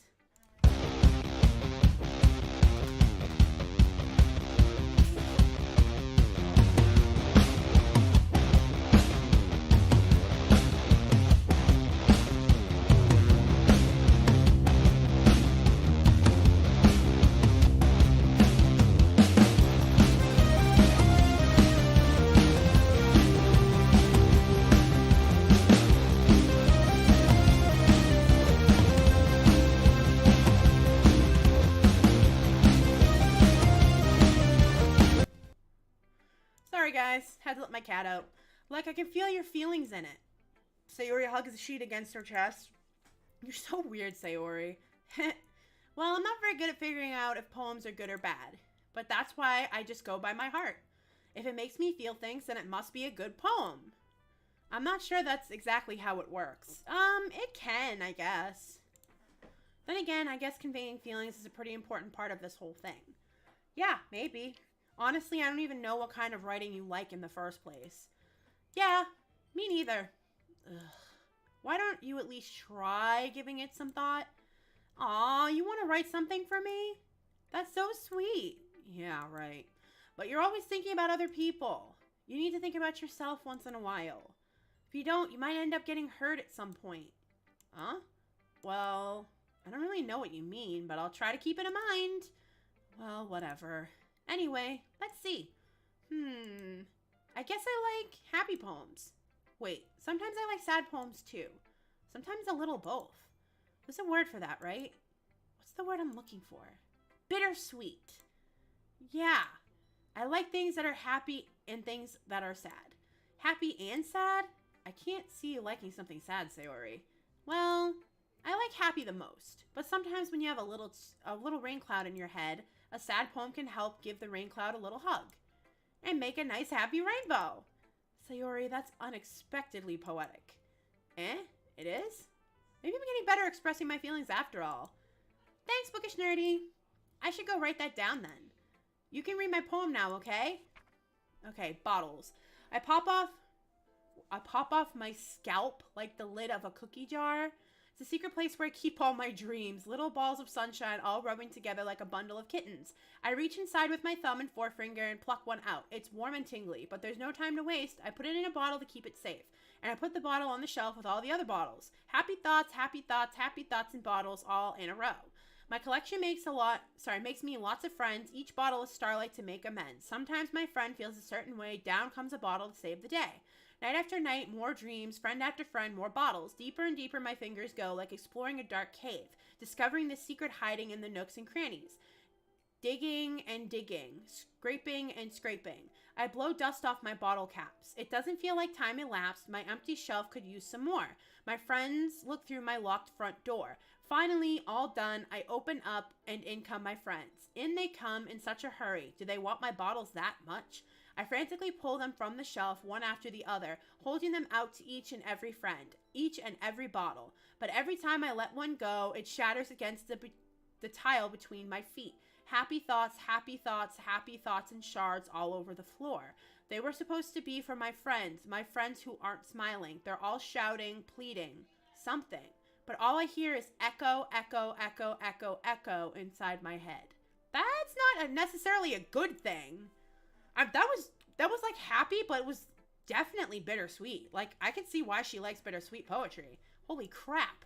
Sayori, did you really write this? Of course I did. Didn't I tell you yesterday I was going to write the best poem ever? Yeah, but I mean, I didn't expect something like this coming from you. Monica taught me a whole lot, and I've been really in touch with my feelings recently. I see that. It's almost kind of creepy. Creepy? Well, not exactly. Maybe because I'm so used to you being cheerful. Well, never mind. I'm thinking too hard about it. The point is, it came out good, so you should be proud of it. Aw, thanks. I feel like I was meant to express myself this way. It even helps me understand my own feelings a little bit better. Writing is like magic. Yeah, to an extent. You've gotten pretty passionate about this, huh? I hope you keep it up. Yeah, writing's the best. I'm gonna keep writing until I die.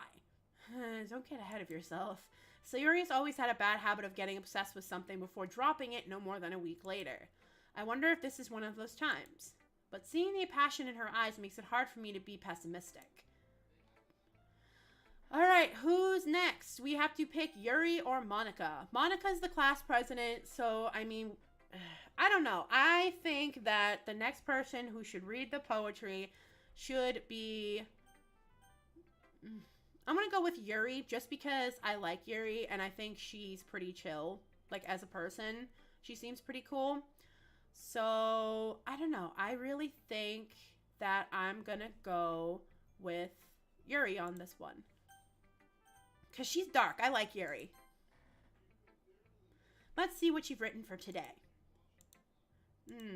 This is a pretty good, Bookish Nerdy. Were you influenced by seeing everyone's writing styles yesterday? I guess you could say that. I was also a bit surprised by how different everyone writes. So I respect you for trying new things. You don't need to be afraid to be a little more daring. Metaphors can go a long way. Don't feel like you need to work your brain like turning a bunch of gears. Try letting your mind wander through your feelings and write down the things you see and hear. That's one way to truly enable your reader to see into your mind. Yeah, I chose Yuri. It's a very intimate exercise. I see. That's a certainly interesting technique. Thanks for sharing. I have, well, an example of that if you'd like to read it. Of course. Is this the poem you wrote for today? Yuri nods and timidly hands me her poem. Okay. It happened in the dead of night while I was slicing bread for a guilty snack. My attention was caught by the scattering of a raccoon outside my window. That was, I believe, the first time I noticed my strange tendencies as an unordinary human. I gave the raccoon a piece of bread, my subconscious well aware of the consequences, well aware that a raccoon that is fed will always come back for more. The enticing beauty of my cutting knife was the symptom. The bread, my hungry curiosity, the raccoon, an urge. The moon incriminates, I don't know, its phase and reflects that much more light off of my cutting knife. Oh God. The very same light that glistens in the eyes of my raccoon friend. I slice the bread fresh and soft. The raccoon becomes excited, or perhaps I'm merely projecting my emotions into the newly satisfied animal. The raccoon has taken to following me. You could say that we've gotten quite used to each other. The raccoon becomes hungry more and more frequently, so my bread is always handy. Every time I brandish my cutting knife, the raccoon shows me its excitement. A rush of blood, classic Pavlovian conditioning. Oh, sorry, Pavlovian conditioning. I slice the bread and I feel myself again. Okay, that's kind of weird. I was a little more daring with this one than yesterday's. I can see that. It's a lot more metaphorical. I don't know if it's my fault, but I can't begin to imagine what this poem is about.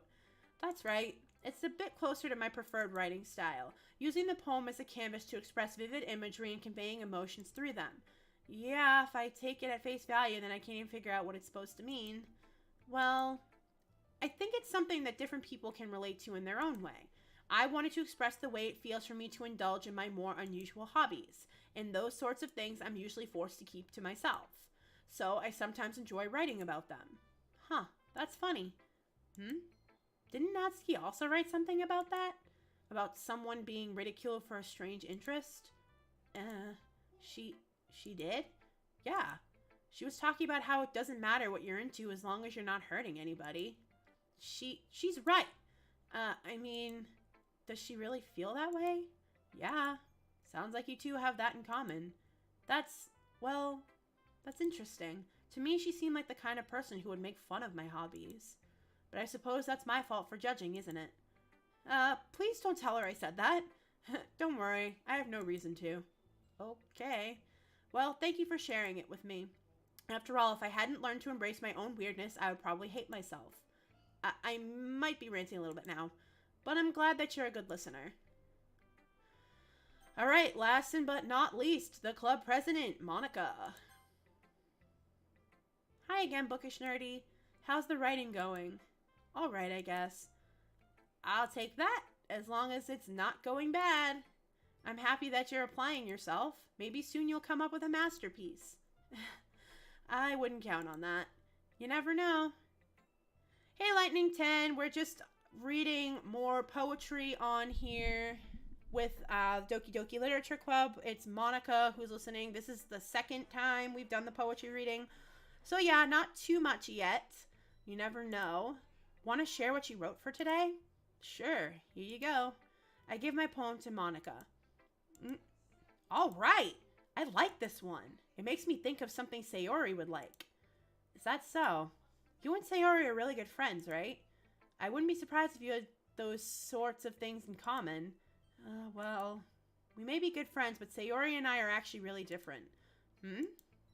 Well, that may be the case, but maybe there are also some similarities that you wouldn't expect. The way she talks about you, it sounds like you two really care about each other's well-being. Even if you show it in different ways, it ends up being more similar than you think. So I think that's the kind of vibe I get when reading your poem. You sure you're not reading into it too much? I could be. Oh gosh, I sound like Yuri. But in any case, Sayori's writing has kind of a gentle feel to it. I can tell that she likes exploring with emotions like happiness and sadness. Who knew that someone so happy would enjoy sad things too? Balance, dude, balance. Yeah, that's totally unexpected. Well, to each their own, and you shouldn't be afraid to experiment a little bit either. But anyway, you want to read my poem now? I like the way this one turned out, so I hope you do too. Alright, let's take a look. Save me. The colors, they won't stop, right? Beautiful colors. Flashing, expanding, piercing. Red, green, blue. An endless cacophony of meaningless noise. The noise, it won't stop. Violent grating waveforms. Squeaking, screeching, piercing. Wow. Sine, cosine, tangent. Like playing a chalkboard on a turntable. Like playing a vinyl on a pizza crust. An endless poem of meaningless. Wow. I like that with each person, when you read their poem, the music changes. Like Monica's totally just changed. Load me. Save me. And then load me. Okay. So, like, I find Monica's writing style very existential and very interesting because it definitely has that whole, like, oh my god, like, I could die, save me, like, I'm being tormented kind of feel. Yuri's is, like, crazy psychopathic murderer kind of feel. Natsuki's is very personal and to the point, like, okay, like, I understand that I like different or weird things to other people, but I'm still a good person. And then Sayori, she's interesting because she really seems like this happy-go-lucky person, but she has her own issues. Like, she feels sadness quite a bit because she's always expending herself to help other people.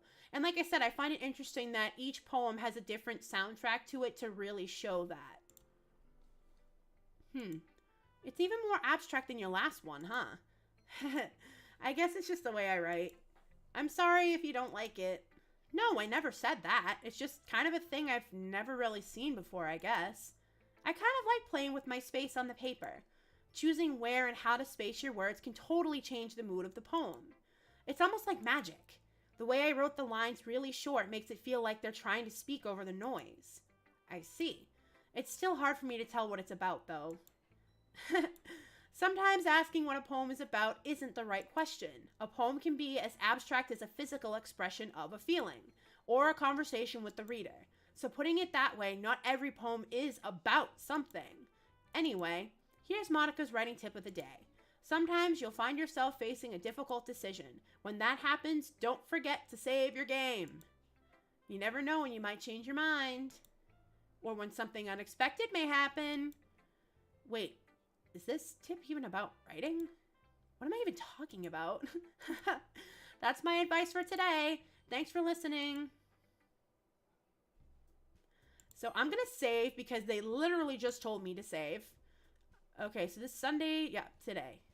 So I'm not quitting the game or anything. I'm just making sure that I save it because if there's about like some fuck shit that's going to happen, I want to be ready. Okay, everyone. We're all done reading each other's poems, right? I have something extra planned today, so if everyone can come sit at the front of the room. Is this about the festival? Well, sort of. Ugh, do we really have to do something for the festival? It's not like we can put together anything good in just a few days. We'll just end up embarrassing ourselves instead of getting any new members. That's a concern of mine as well. I don't really do well with last-minute preparations. Don't worry so much. We're going to keep it simple, okay? We won't need much more than a few decorations. Sayori has been working on posters, and I've designed some pamphlets we can give out during the event. Okay, that's great and all, but that doesn't tell us what we're actually gonna be doing for the event. Sorry, I thought you heard about it already. We're going to be performing. Performing? Monica? Yeah, we're gonna be having a poetry performance. Each of us are going to choose a poem to recite during the event. But the cool part is we're also going to let anyone else come up and recite poems too. Sayori's putting it all in the posters in case anyone wants to prepare ahead of time. Sayori, who's been coloring a poster, holds it up for us to see. Are you kidding me, Monica? You didn't already start putting those posters up, did you? Well, I did. Do you really think it's that bad of an idea? Well, no. It's not a bad idea. but I didn't sign up for this, you know. There is no way I'm going to be performing in front of a group of people like that. I agree with Natsuki. I could never in my life do something like that. Imagining it, Yuri shakes her head in fear. Guys! No, Sayori. I understand where they're coming from. Remember that Natsuki and Yuri have never shared their poems with anyone until just a couple days ago. It's a lot to ask for them to recite their poems out loud to a whole room full of people. I guess I kind of overlooked that, so I'm sorry. But I still think we should give it our best. We're the only ones responsible for the fate of this club. If we start the event and each put on a good performance, then it will inspire others to do the same. And the more people who perform, the better we'll be able to show everyone what Literature Club is all about. Yeah! It's about expressing your feelings, being intimate with yourself, finding new horizons, and having fun. That's right. And it's those reasons that we're all in this club today. Don't you want to share that with others? To inspire them to find the same feelings that brought you here in the first place? I know what you do. I know we all do. And if all it takes is standing in front of the room for 2 minutes and reciting a poem, then I know you can do it. Natsuki and Yuri remain silent. Sayori looks worried. I guess that leaves me no choice. I agree. I don't think it's too much to ask. I think that Sayori and Monica have been trying really hard to get new members. The least we can do is help them out a little bit. Well, maybe, but it looks like Natsuki doesn't have any arguments left. Okay, fine. I guess I'll just have to get it over with. All right. Whew. Thanks, Natsuki. What about you, Yuri? Yuri dejectedly glances around at everyone else's expectant faces. Sigh. I guess I don't really have a choice. That's everyone. You're the best, Yuri. This club is seriously going to be the death of me. Oh gosh. You'll be fine, Yuri. But anyway, let's move on to the main event. I want each of you to choose a poem of yours. We're going to practice reciting them in front of each other. No way! Monica! This is too sudden! Well, if you can't recite your poem in front of the club, how do you expect to do it in front of strangers? Oh no. Don't worry. I'll start off to help everyone feel a little more comfortable. Can I go next? Of course. Now let's see. Monica flips through her notebook to the specific poem she has in mind for herself. She then stands behind the podium. The title of this poem is The Way They Fly. Monica begins reciting her poem. Her clear, confident voice fills the room. More than that, her inflection is pristine. She knows exactly how to apply emotion behind each line she recites, bringing the words to life. Is this something she's done before, or is she simply a natural? I glance around me. Everyone has their eyes on Monica. Sayori looks amazed. Yuri has an intense expression on her face that I don't understand. Finally, Monica finishes the recitation. The four of us applaud. Monica takes a breath and smiles. That was so good, Monica! Thank you very much. I was just hoping to set a good example. Are you ready to go next, Sayori? I'll go next. A what? Yuri's fired up all of a sudden. Yuri clutches a sheet of paper between her hands and stands up. Keeping her head down, she walks quickly over to the podium. This poem is called... Yuri anxiously glances at each of us. You can do it, Yuri. It's called After Image of a Crimson Eye. Yuri's voice shakes as she starts reading the poem. Just a moment ago, she practically refused to do this. Why is she suddenly putting in so much effort? As Yuri gets past the first couple of lines, her voice changes. It's almost like that happens when Yuri gets absorbed into her books. Her quivering words transform into the sharp syllables of a fierce and confident woman. The poem is full of twists and turns in its structure that she enunciates with perfect timing. This must be a rare glimpse into the whirling fire Yuri keeps concealed inside her head. Suddenly, she's finished.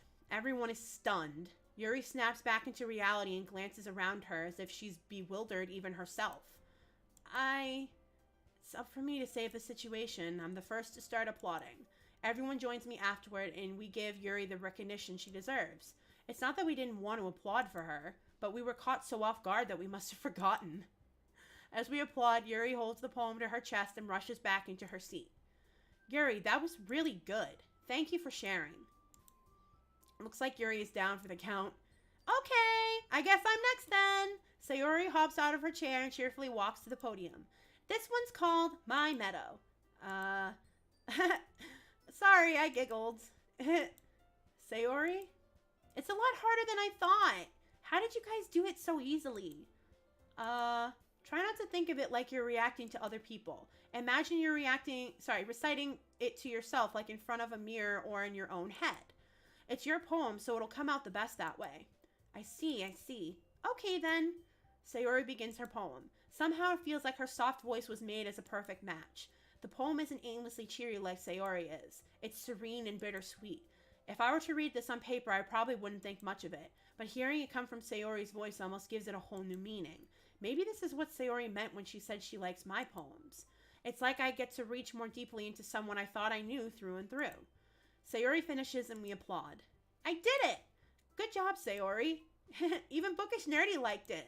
I guess that's a good sign. What does that even mean? It came out nicely, Sayori. The atmosphere of the poem fits you really nicely. But it might be that other poems wouldn't work quite as well with that kind of delivery. Eh? I don't really understand. In other words, I've seen poems of yours where that sort of gentle delivery wouldn't work as well. They might need a little more force behind them depending on what you're reading. Oh, I know what you mean. Well, I've been practicing that kind of thing. It's just embarrassing to do in front of everyone. The next time I'm going to make you pick a poem that challenges you a little more. We don't have much time before the festival, you know? Okay. Now who's next? Natsuki? Don't make me go before Bookish Nerdy. It's not like I can compare to you guys anyway. Might as well let Bookish Nerdy lower everyone's standards a little before I have to do it. Natsuki? It's fine. I might as well get it over with. But it's not like I have much of a selection of what to read. I'll just have to go with what I wrote for today. I stand up and step in front of the podium. Everyone has their eyes on me, making me feel terribly awkward. I recite my poem. Since I'm not exactly confident in my own writing, it's hard to put energy into it. Despite that, once I finish, I receive applause anyway. Sorry, I'm not really as good as everyone else. Don't worry about it so much. I think it's less about your abilities and more about your lack of confidence in your writing. That's something that'll improve over time, though. Yeah, maybe. Alright then. That just leaves you, Natsuki.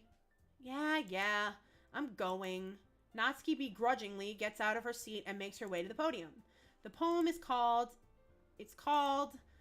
Why are you all looking at me? Because you're presenting? Anyway, the poem is called Jump. Natsuki takes a breath. Once she starts reciting the poem, her sour attitude disappears a little. While she's still a little unenthused, her poem has a rhythm and rhyme to it. It's Natsuki's trademark style, and it works surprisingly well when spoken aloud. The words feel like they bounce up and down as if giving life to the poem. Natsuki finishes, and everyone applauds. She huffs back to her seat. That wasn't so bad, was it? Easy for you to say. You'd better not make me do that again. Well, do you at least feel prepared enough to recite a poem in front of other people? I mean, doing it in front of other people will be way easier. I can put on whatever face I want for other people. But when it's just my friends, it's just embarrassing. That's a surprise, Natsuki. I think it would be the other way around for me. Well, that's just how it is, so... Well, I guess in that case, you won't have much to worry about for the festival. That said, I want to thank everyone for coming through. It might be hard, but I hope that you all have an idea of what it's like now. Make sure you pick a poem and get enough practice before the festival, okay? I'll be making pamphlets to let me know ahead of time what you'll be reciting. Jeez, I should probably find some other poem to recite instead. That's fine too. It doesn't have to be your own. I'm already pleasantly surprised that you're putting in all this effort for the club. It makes me really happy. Yeah, no problem. Okay, everyone. I think that's about it for today. I know the festival is coming up, but let's try to write poems for tomorrow as well. It's been working out really nicely so far, so I'd like to continue that. As for the festival, we'll finish planning tomorrow, and then we'll have the weekend to prepare. Monday's the big day. I can't wait. I can do this. All right. I stand up. There's no way I'll be able to find the same enthusiasm as Sayori and Monica, but I'll do my best to get through it. If it's for the sake of the club, and it's impressing Monica, then I'll have to do my best. Ready to go, Sayori? Yep. Look at you two, always going home together like that. It's kind of adorable, isn't it? Jeez, guys. Don't make such a big deal out of it.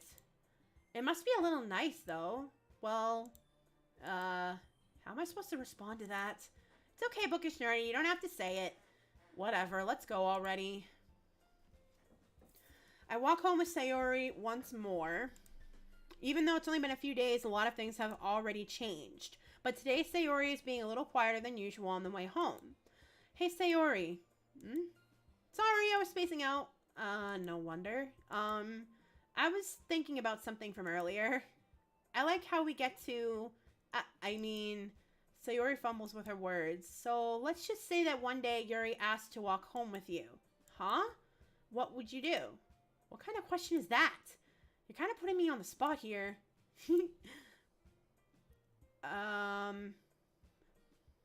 Oh god. Okay. Choice time, people. What do you choose on this one? Do you choose to do this? Do you choose to walk home with Sayori? Or do you walk home with just Yuri?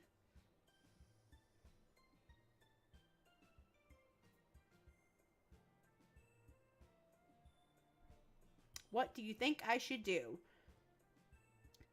I feel like I don't want to be mean to Sayori and say I wouldn't walk home with her because I would still do that. Like, I feel like the character would still do it. The guy would still do it. Master Bro 234. Hi, what's up, dude? Okay, well, like, see, this is a hard choice because it's like, what do you mean by, like, walking home with Yuri? Does that mean I wouldn't walk home with you? Or, like, I don't know. I don't know. Because either option is kind of hurtful to the other person. But, like, I can totally see Sayori and the main guy, which is my character, together. Because they're such good friends and they know each other so well. And it's super cute. Oh my god, I don't know. You know what? I'm just going to wing it. I'm going to say I would still walk home with Sayori. Because Yuri, I'm getting that kind of creepy vibe from her. Like, I like her poetry and stuff. And I like that she's, like, dark and kind of mysterious. But... at the same point, I feel like she could very easily be like a yandere girl, and I'm just not trying to deal with that. So I'm going to choose I would walk home with Sayori. Sayori, you really think I would ditch you for Yuri? But she's so beautiful and smart. Jeez, I already see her in the club every day. Besides, you always seem to really like going home together. I wouldn't just ruin that for you. Master Bro 234, I would walk with Yuri. That makes sense. I mean, like I said, I feel like either way, like either option, you could literally, like, I don't know. I feel like either option, the girls could be like psycho.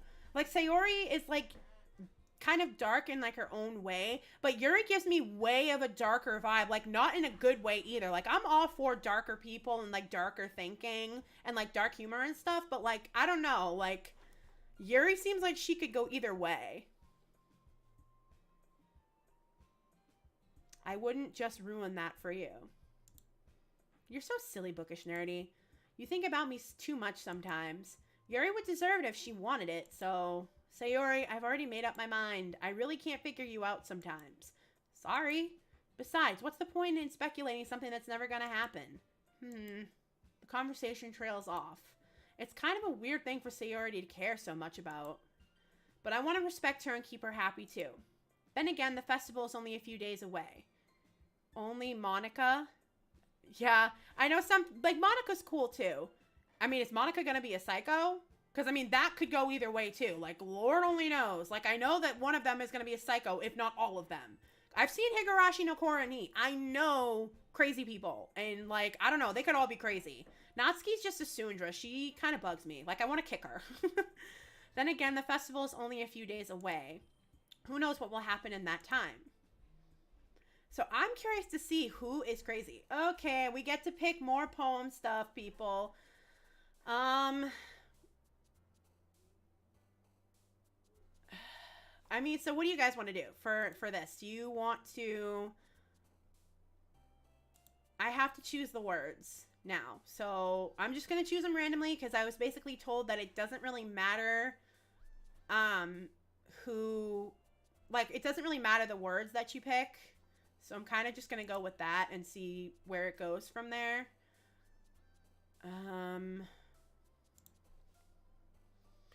Wait, let's go with... I think I'll go with something simpler this time. So I'm going to go with sensation. Color. pleasure. Question. Hope.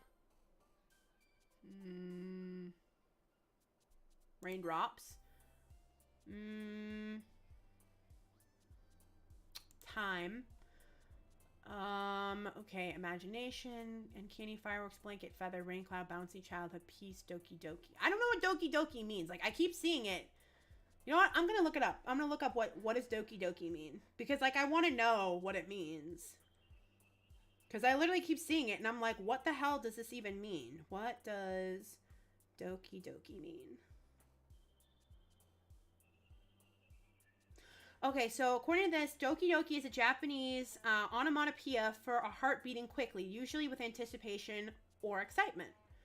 Okay, so then you know what? I'll say doki doki. I will do desire.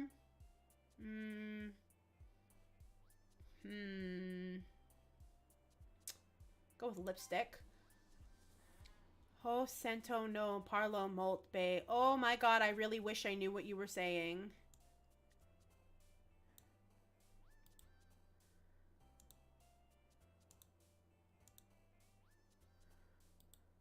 Oh my god. Master Bro, I have no idea what you're saying. I'm gonna translate it if I can, because obviously I want to be able to talk to all my viewers. That's only seems fair. So I'll see what this means.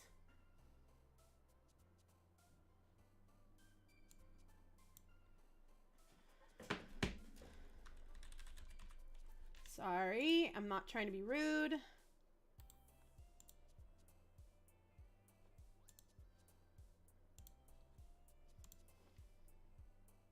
The word you pick decides who likes your poems more in the club, so overall it doesn't matter, but if you want to get to know a certain character more, then you pick words that you know they'll like. That makes sense. I'm sorry, I don't speak English very well. I'm sorry if I make spelling mistakes. Oh no, Master Bro, don't even worry about it. That's why I am personally looking up what 100% you're saying, just so I know. Not sure. Okay, so it's literally what you just said too. Okay. No, that's totally fine. I have translate pulled up. That way if I need to translate what someone is saying, I have no problem doing that. I understand that not everyone speaks English. and not everyone's going to speak English on my stream, so that's totally fine. Okay, so the words you pick. Okay, so it seems like whatever I pick, that is going to determine what girl likes me more from what Lightning 10 said. I mean, my writing style, like my personal writing style, because I write all the time too, I definitely like going with more dark or existential things, which is why I vibe more with like Yuri and then Monica, but I also vibe with Sayori because I like a poem that is really bittersweet as well. So I can't say that I wouldn't have writing techniques that are more like Sayori in certain instances, but that's also kind of why that I like Sayori, because she seems like she has many layers to her. I'm really enjoying these interactive videos. Just using this as chat name. I am glad that you guys really like these videos. If I can find more games that are like pick and choose and you make decisions and stuff, I will totally play them. I just, like I said, Fortnite and Rocket League were literally just games that I already had downloaded on my computer that were free. When I get some cash, I'll see if I can buy some other games that are more interactive. Who knows? Maybe I will play Until Dawn on here. Would you guys like to see a horror game where you have to make decisions on here as well? Because I do have a game on my computer already downloaded for that called Song of Horrors, where I have to make decisions and that will determine if I get killed or not. So you guys could also make those decisions with me. Okay, so I'm going to go with Frightening, Cheer, Misfortune, Effulgent, Friends. I'll go with Sunset. I love a good sunset. I'm a sucker for a sunset. Anger, Fickle, Incongruent, Wonderful, Play, Existence, Destiny, After Image, Chocolate, Sunny. I'm going to go with Destiny. I like I said, I love existential things, like words like that. They're not super imagery based, but I really do love them. Waterfall, Summer, Playground, Agonizing, Tragedy, Covet, Heaven Sent, Disaster, Socks, Anxiety. Again, I'll just throw in some imagery, so I'll go with Summer. Charm, landscape, breathe, analysis, contamination, comfort, inferno, strawberry, unrestrained, unending. This is more of a romantic-y type, so I'll go with unrestrained. Ocean, warm, melody, flea, parfait, excitement, party, vertigo, bunny, cute. Sure, why not? Okay, so I know what just using this as chat name thinks. They agree with doing a scary game or more interactive games. What about the rest of my viewers who are watching? I know, Master Bro, you have a little bit more issue with English, but if the spelling's wrong, it's not a big deal. And of course, you can always just write it type it in your language, and I can literally just translate it, no biggie. So yeah, but what do you guys think? Do you want to see more interactive games where you guys are making my choices, or would you just like to see me do more multiplayer online kind of games, or even some horror games? Because horror games, you have the decisions. So I'm going to go with, I'm also okay with it. Cool. Okay, so Lightning 10, you're cool with it too. I'm glad. Warm. And I don't live alone, like I've said a few times before, so if I have people like bustling in and out, just kind of ignore it. Sometimes people will jump in my stream with me, like my brother will do it, my brother-in-law will do it. He also he streams on Twitch. He's a Twitch streamer. So yeah, like people will definitely be in and out, so if they are, just kind of ignore it. I do. So yeah, but okay, so 2 people have said already that they're cool with horror games being played with different decisions. If I can get Until Dawn on here, I will totally play that game because I love that game. And like I said, I have Song of Horrors on here too. Yes, interactive, but you can make your choices too. Yeah, exactly. I definitely would make choices in some things, and then I would let you guys make decisions. Like, Until Dawn is really cool because it's pretty much in your hands if someone dies or not. I'm sure you guys have heard of Until Dawn or played it yourselves, I'm sure, or seen somebody else play it. But you make the decisions on who you let live or die. If you don't like a character, you can literally just let them die. Certain instances, I'm definitely going to let you guys make the decision. If it's a quick action decision, obviously I have to make it myself. If not, and I have a minute to think about it, I'm also, of course, going to let you guys make the decision. Whatever decision you guys choose is the one I would go with. I'm going to go with, I'm going to go with Rose again, because I really do like the Rose thing. I'm like a sucker for roses, but Phantom of the Opera, literally my favorite musical. Like, ooh. Casablanca's a close second, though. Flower, extreme, passion, hopeless, together, nature, unstable, romance, infallible, fantasy. I'm going to go with nature. Disarray, spinning, misery, heart, grief, essence, incapable, daydream, defeat, infinite. I'm going to go with infinite. Suicide, fire. I'm going to go with fireflies. Horror, vivid, heartbeat, Valentine, cheeks, electricity, ribbon, brush. I'm going to go with electricity. Aw, man. I'm the last one here again? Don't worry, I just walked in too. Were you practicing piano again? Yeah. You must have a lot of determination. Starting this club and now picking up piano? Well, maybe not determination, but I guess passion. Remember that the club won't be here if it wasn't for all of you. And I'm super happy that you're all willing to help out for the festival, too. I can't wait for the festival. It's gonna be great. Weren't you complaining about it yesterday, Natsuki? Well, yeah. I'm not talking about our part of the festival, but it's a whole day of school where we get to play and eat all kinds of delicious food. I'm actually completely understanding of that because I know that they do this a lot in Japanese schools from what I've read. In America, we don't do this. I'm sure like anyone who's from around here knows that we don't do this kind of stuff. I wish we did, but we don't. We're kind of boring. But it's a whole day of school where we get to play and eat all kinds of delicious food. You sound a bit like Sayori all of a sudden. Let's all agree on one decision. If we have a choice to get in the getaway car or go into the creepy home that has warning signs all over the front lawn, we go inside the home. No, you do not. We are not like that commercial where the blonde girl is saying, why don't we get into the running car and they hide behind the chainsaws. No, we're not doing that. We're not doing that. No. You sound a bit like Sayori all of a sudden. Monica, do they usually have fried squid? Squid? That's a pretty specific thing to look forward to.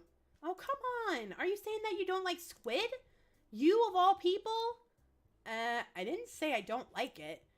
My wife calls me. I have to leave. I'm sorry. I'll see you another day. No problem, Master Bro. See you later. Besides, what do you mean by you of all people? Because it's right in your name. Monica. That's not how you say my name at all. Also, that joke makes no sense in translation. Huh? Never mind. Let's just focus on our own event for now, okay? Fine, fine. Your reactions aren't as funny as Yuri's or Sayori's anyway. Excuse me? Where is Sayori anyway? Oh, there you are. Sayori is sitting at a desk in the corner of the room looking down at nothing. I walk over to her. Hey, Sayori. I wave my hand in front of her face. You're spacing out again. Sorry. Don't mind me. You can go talk to everyone else. Huh? Is everything all right? Of course. Why wouldn't it be? It just feels like you're a little off. Sorry for assuming things. Jeez, you worry too much about me. I'm fine, see? Sayori shows me a big smile. Don't let me distract you from having fun with everyone. Well, all right. If you say so. I worriedly glance at Sayori before turning back toward everyone else. But the conversation has already dispersed with everyone back at their usual activities. Maybe I should ask Monica if she's noticed anything about Sayori recently. Since they've been preparing for the festival, they must be spending a lot of time together. I timidly approach Monica, who is shuffling through some papers at her desk. Bookish Nerdy, what's up? Hey, this might sound a little strange, but have you noticed anything up with Sayori recently? Anything up with her? In what way do you mean? Maybe I'm reading into it a little too much, but she seems a bit downcast today. Oh, you think so?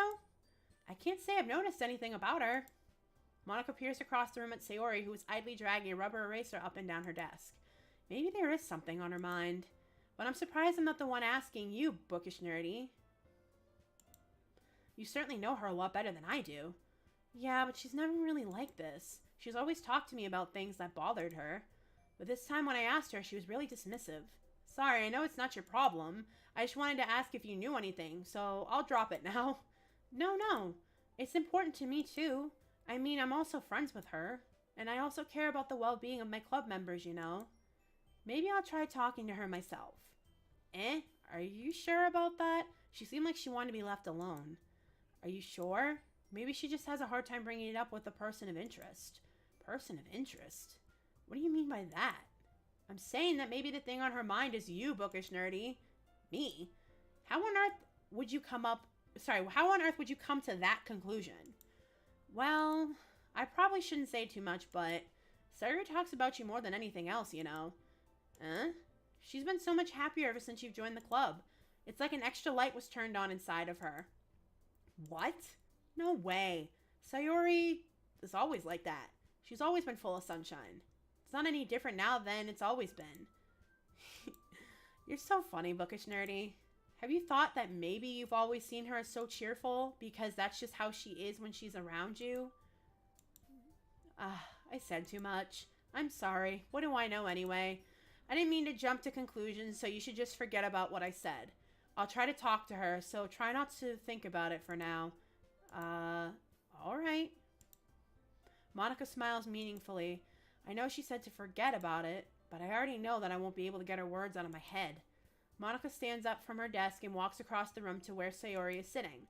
I watch her kneel down next to Sayori and gently talk to her, but she keeps keeping her voice so quiet that I can't hear from here. I sigh and sit myself down. I know Sayori told me not to worry about her and to have fun with everyone else, but that's impossible to do when she's behaving like this. Exactly how much do I care about her that I'm letting this weigh me down so much? Now it feels like I'm the one behaving out of the ordinary. But there's nothing I can do besides wait for Monica. Why does it feel like I'm being watched? I glance around the room.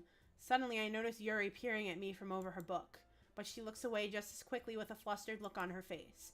I realize that she won't get anywhere like this. I've never really seen Yuri approach anyone or start a conversation on her own accord, so I have no choice but to approach her myself. By now, it's a little easier for me to do that. I stand up from my desk and sit in one next to her own.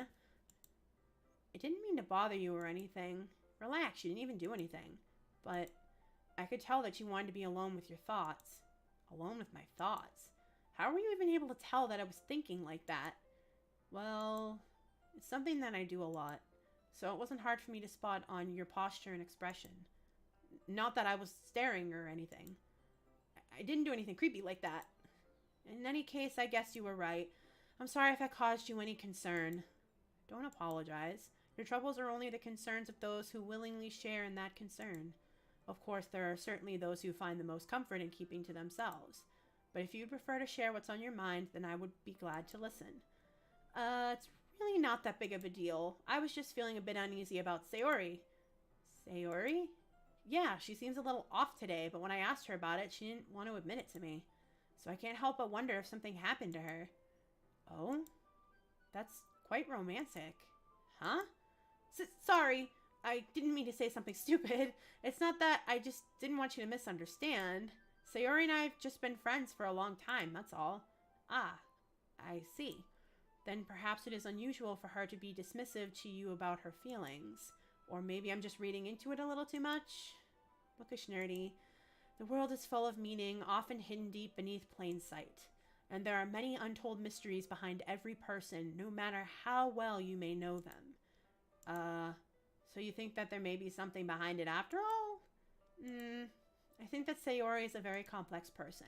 Her mannerisms on the outside don't always match what may be going on inside her head. And she may not always know what she wants. I noticed her strange behavior today too, and I also feel some concern for her. But in your case, it looked like she was fully occupying your thoughts, wasn't she?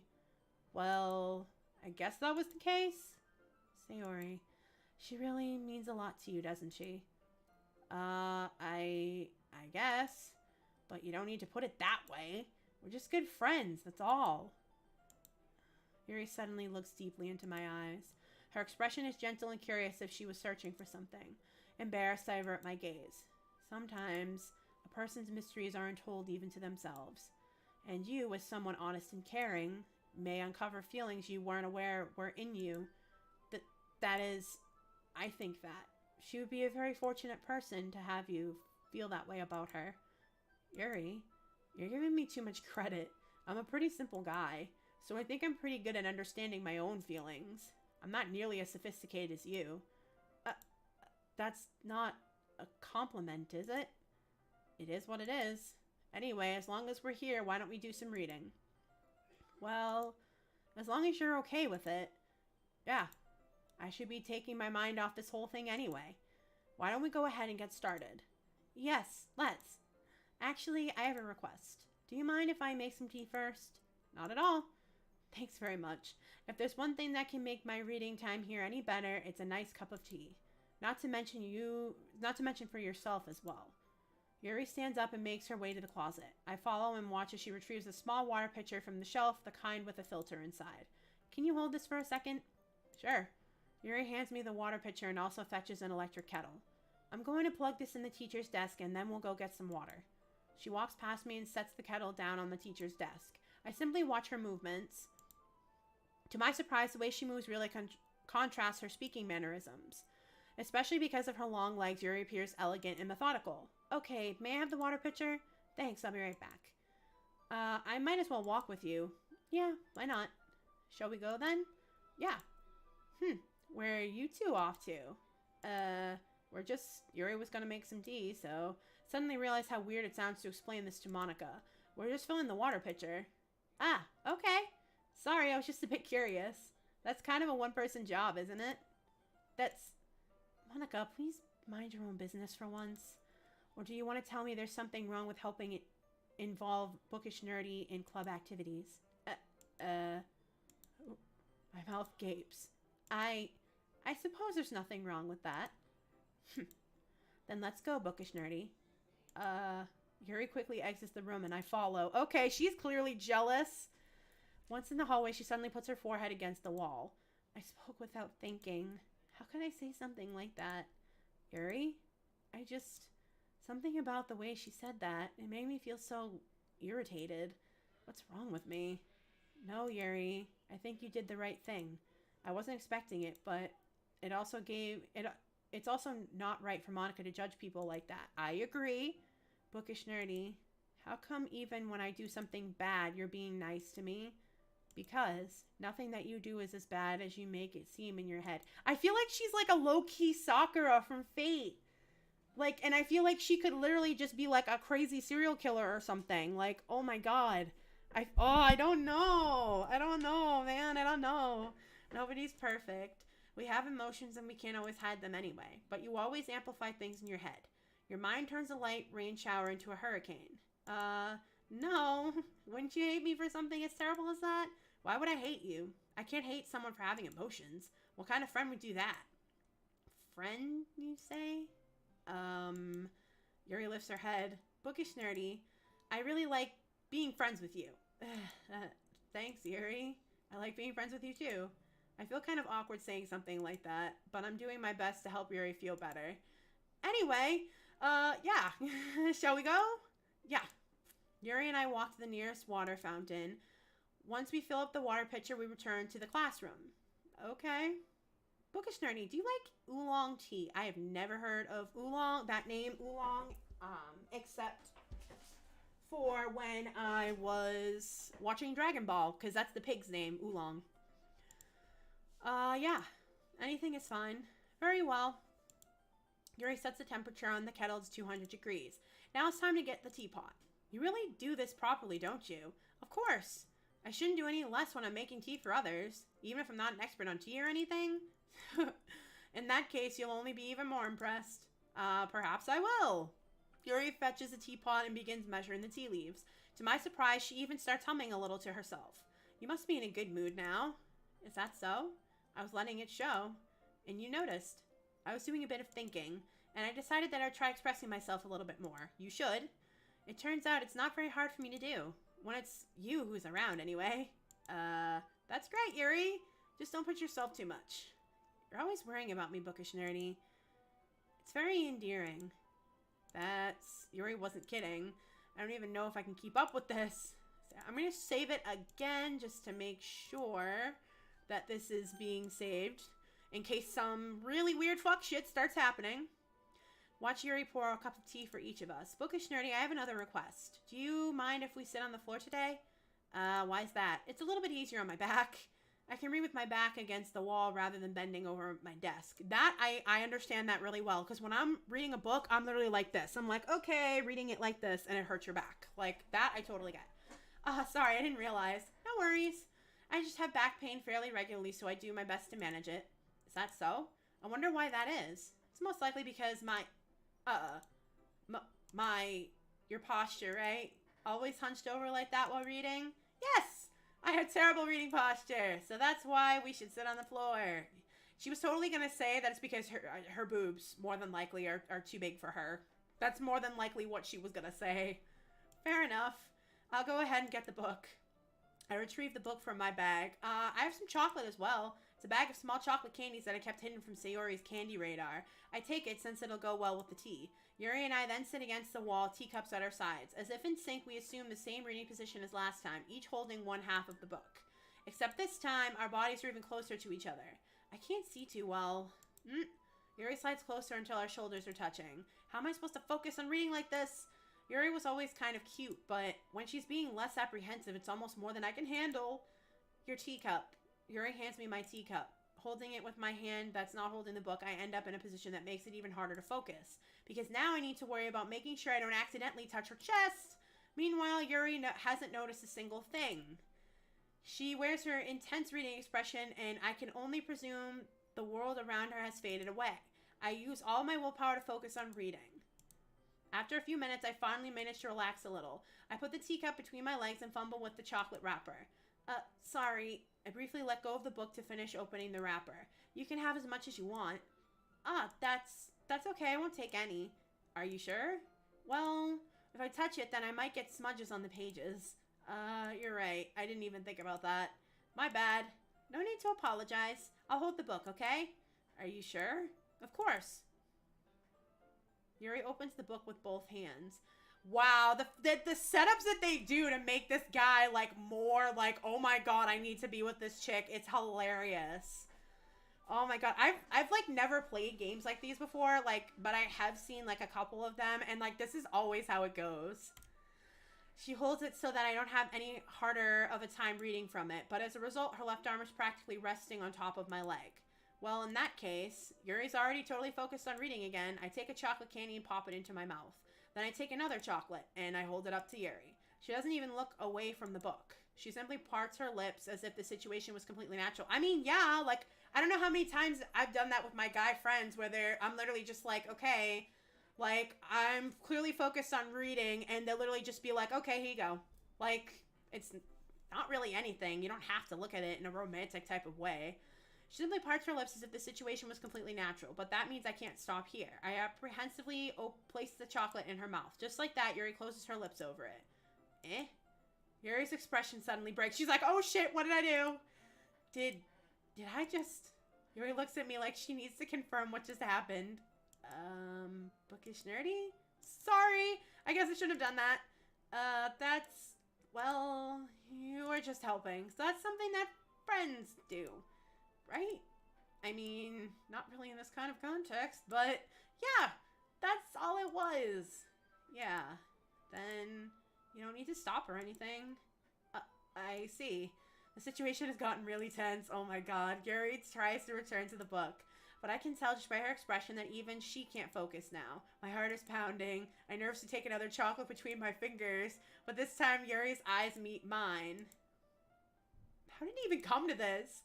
Yuri doesn't avert her gaze. I notice her chest rising and falling to the rhythm of her breaths. Her breaths. Oh my god, I totally misread that. Breaths. I raise my arm. Like before, Yuri parts her lips, but it's different this time. I take the chocolate and place it in her mouth. I feel her hot breath on my fingers. Okay, everyone. Yuri jolts back. It's time to share poems. Bookish nerdy, you can help Yuri put the tea stuff, right? Put away the tea stuff, right? Yeah, of course. Okay, thanks. The spell is abruptly broken. I'll take care of the cups. Yeah. Yuri picks up the teacups from the floor. I pick up the bag of chocolates. In the end, we hastily clean up without so much as a word between us. I get the feeling this is something neither of us will have the courage to bring up. No. Alright, so it's that time again. Who do we start off with to share our poem? Should we do it with Sayori because she's sad? Should we do it with Monica because she's like class rep type? So it's kind of like, okay, it's the cool class rep. I don't really care for when I share my poem with Natsuki just because I don't like her. I don't like her character. She annoys me. Like, I don't mind Sundra characters, but Natsuki's just, I don't know, she annoys me. I can't really explain it. So, totally up to you guys. I'm just waiting on you guys to make the call on who I should read the poem to first.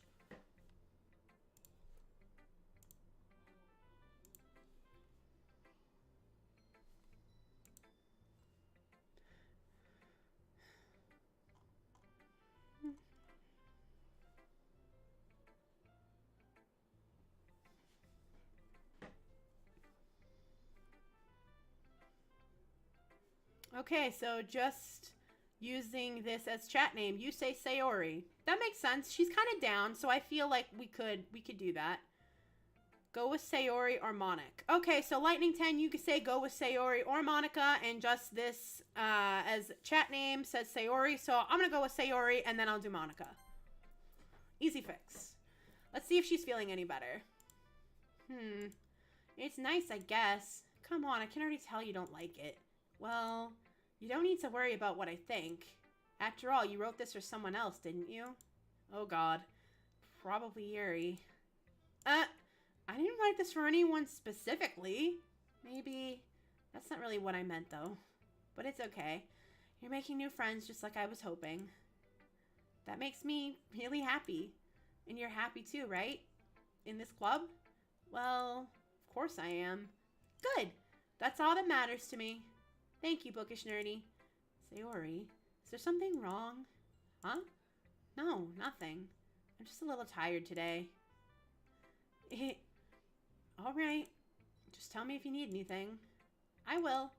Don't worry about me, okay? You can go play with everyone else now. If you insist. Yay! I'm gonna go home a little bit early today. Sayori? Tell Monica I wasn't feeling well, okay? I'll see you tomorrow. Before I can say anything else, Sayori cheerfully walks out of the classroom humming to herself. She's very odd. Okay, next person we're going with is Monica.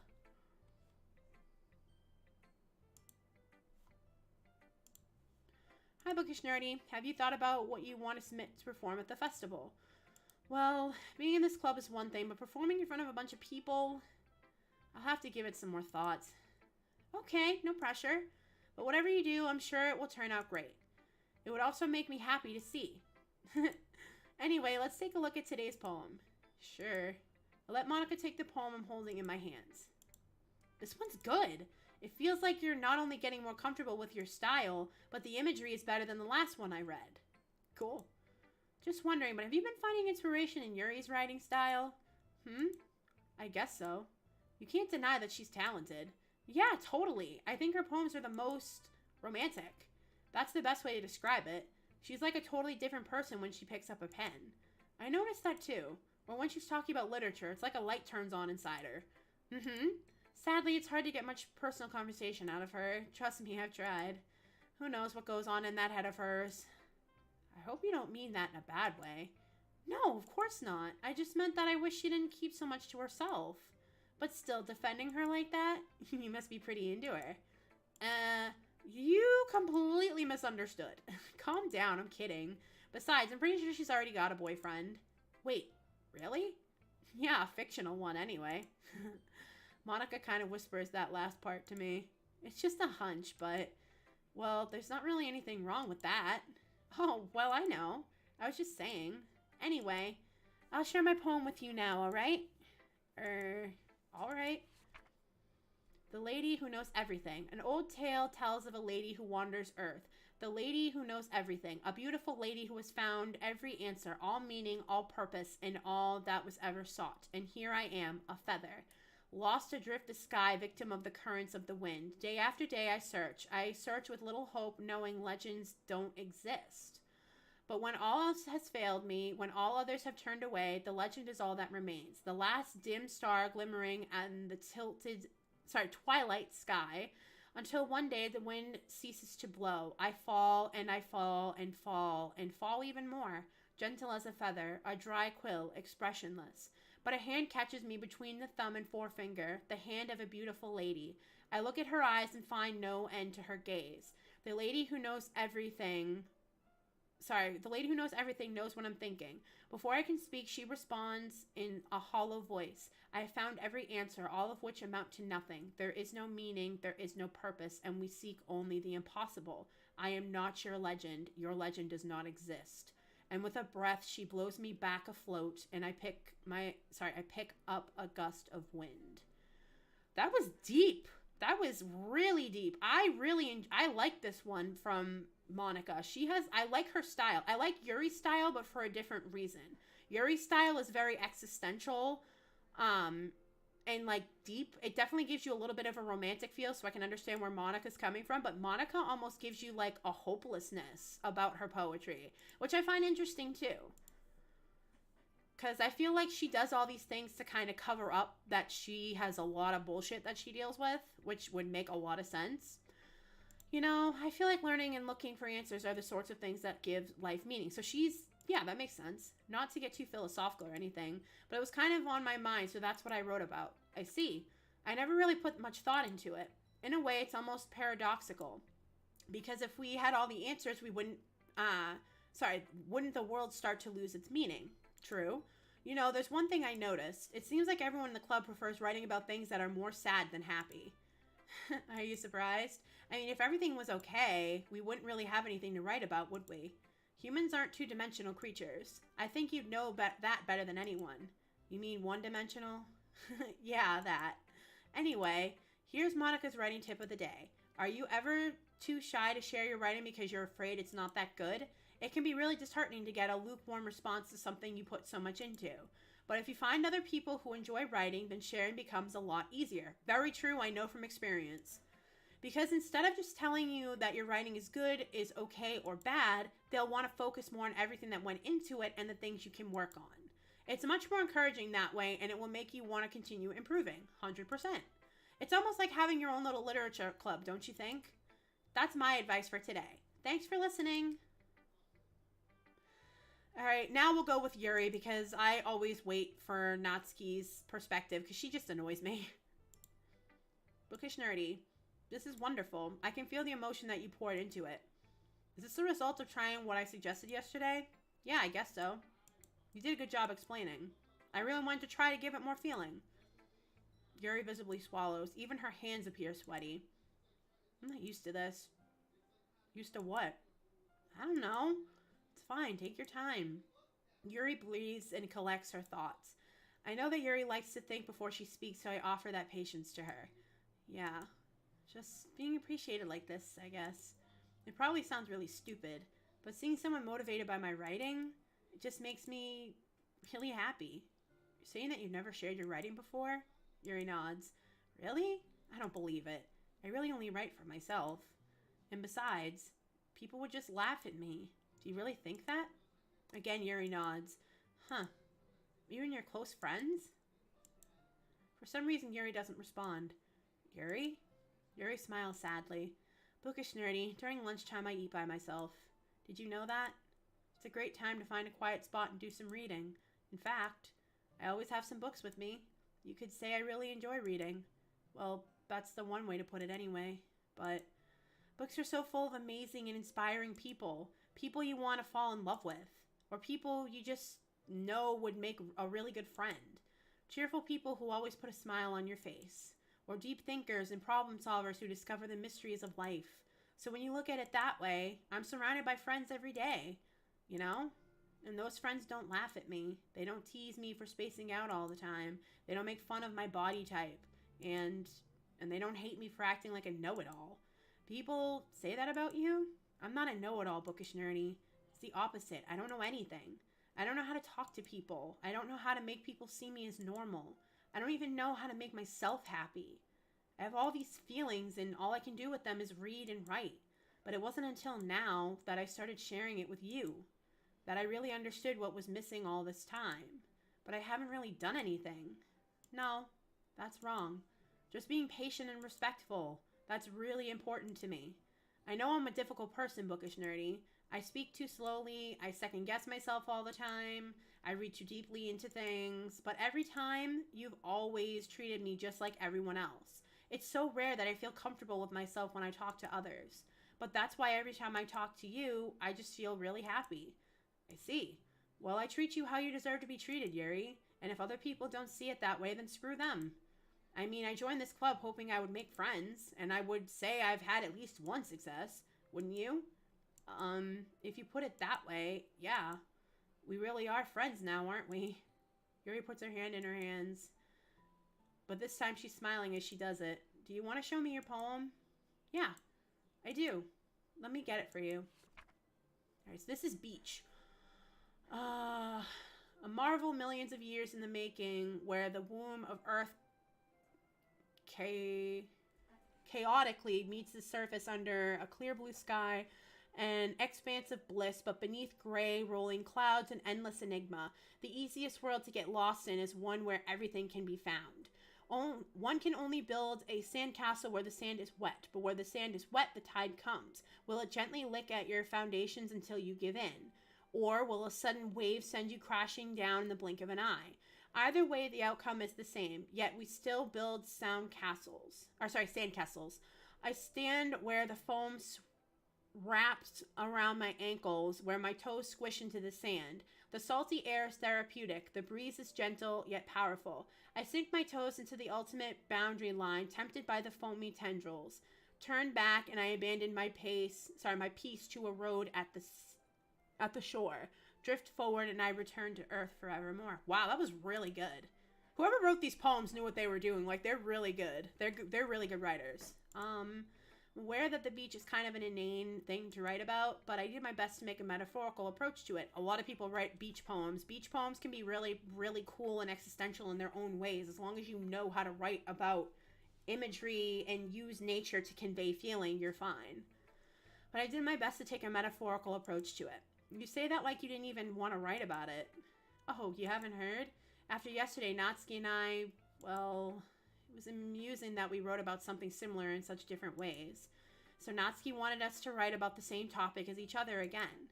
I suppose to better compare the differences in our writing styles or thought processes. Anyway, it was her idea. Knowing her, it's no surprise that she'd want to do something like that. She probably just wants to show off. It's not like I have a particular interest in her writing style. I just went with her request. But Well, I suppose it's not so bad to write about something simple on occasion. It can be refreshing, you know? It's good for me to calm my thoughts once in a while. Yeah, I think I agree. Thanks for sharing. I agree. Like, you don't need to be, like, so brooding all the time. Girls like Stefan from Vampire Diaries. Natsuki. This one's alright. Alright. Well, yeah. About as good as yesterday's anyway. I see what you're going for, but it's just not really my style. I mean, that's fine. I'm mostly just glad that you're trying a little bit. Well, of course, I'm at least trying. Why are you so emotionally invested in my poems anyway? Isn't that more of a compliment to me? No, gross. It's not like I care. It's just that one of us in this club has to make sure you're not slacking off. Really. Well, what if you ended up just scaring me away? That's, it's not like you would actually do that. Yeah, you're right. It's kind of fun to hang out here, even if I have to put up with you. Natsuki's elbow connects with my stomach. Oh, maybe I won't mind scaring you away after all. I was just joking. Oh, I know. Don't worry, I was too. How the hell do you call that a joke? That seriously hurt. Well, maybe it was funny to her. I guess that's kind of the point. I should really just watch my mouth around Natsuki. You really should, dude. Anyway, Natsuki holds her poem out to me like nothing even happened. I'll be your beach. Oh my god. Your mind is so full of troubles and fears that diminished your wonder over the years, but today I have a special place, a beach for us to go. A shore reaching beyond our sight, a sea that sparkles with brilliant light. The walls in your mind will melt away before the sunny glow. I'll be the beach that washes your worries away. I'll be the beach that you daydream about each day. I'll be the beach that makes your heart leap in a way you thought had left you long ago. Let's bury your heavy thoughts in a pile of sand, bathe in sunbeams, and hold my hand. Wash your insecurities in the salty sea and let me see you shine. Let's leave your memories in a footprint trail, set you free in my windy sail. And remember the reasons you're wonderful when you press your lips to mine. I'll be the beach that washes your worries away. I'll be the beach that you daydream about each day. I'll be the beach that makes your heart leap in a way you thought had left you long ago. But if you let me be by your side, your own beach, your own escape, you'll learn to love yourself again. Just saying, clearly using beach, like the place, the beach as this is, oh god. Yeah. I felt like I kept writing about negative things, so I wanted to write something with a nice message for once. Besides, the beach is awesome. Kind of hard to write anything negative about the beach. While Yuri's take on it was a little more solemn, well, that's... Geez, she's better not have said anything bad about mine. After all, she was the one who wanted us to write about the same topic. Ugh. You can really see her doing that, too. Making us write about a simple topic, then trying to impress me by coming up with something all fancy. Well, it's not like I care. I just did it anyway. I mean, I guess mine ended up being kind of metaphorical, too. But there's nothing wrong with doing that once in a while. At the very least, it was good practice. Oh, God. Okay, you three. We're all done sharing poems, right? Why don't we start figuring out... Hold on a second. Is it just me or did you say something strange just now? Eh? Something did sound a bit unusual. That's right. You deviated from your usual catchphrase when addressing the club. Catchphrase? I don't have a catchphrase. Jeez. Why is the mood so weird today? Look, even Yuri isn't immune to it. Stagnating the air is common foreshadowing that something terrible is about to happen. In your books, maybe. Look, the only thing different is that Sayori isn't here. It seems you're right. Sayori always helps lighten the mood a little bit, doesn't she? It's almost like everyone's balance is thrown off a little when she's not around.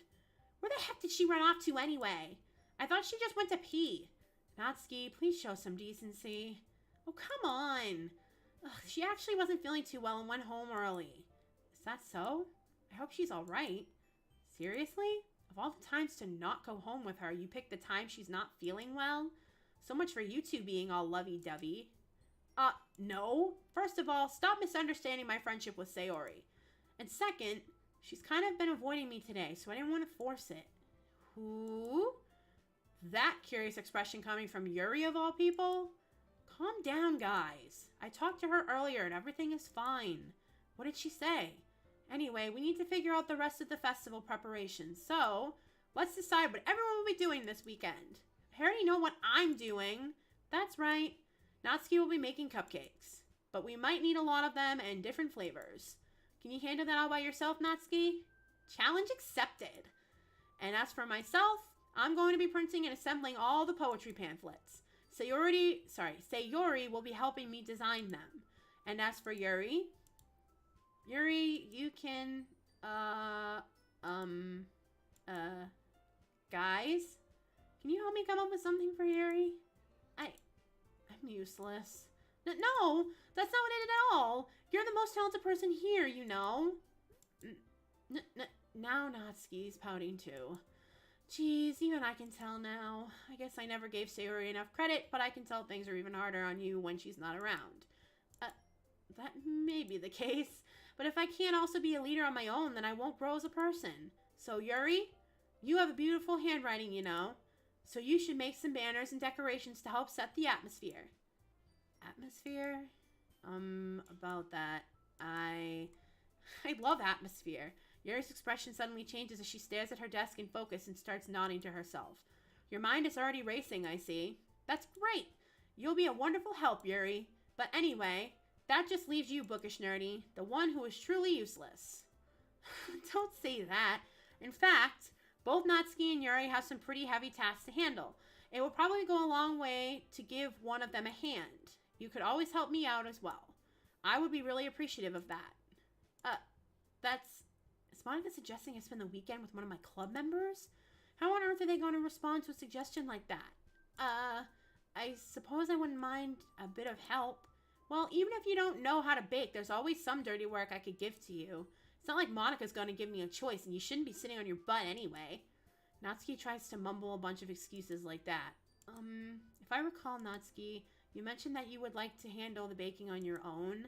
Bookish Nerdy may not like to be around you if you only make him out to be a nuisance. So therefore, he may be more suited to assisting with the decorations. Hold on, I never said that. How hard could it be to make a few decorations anyway?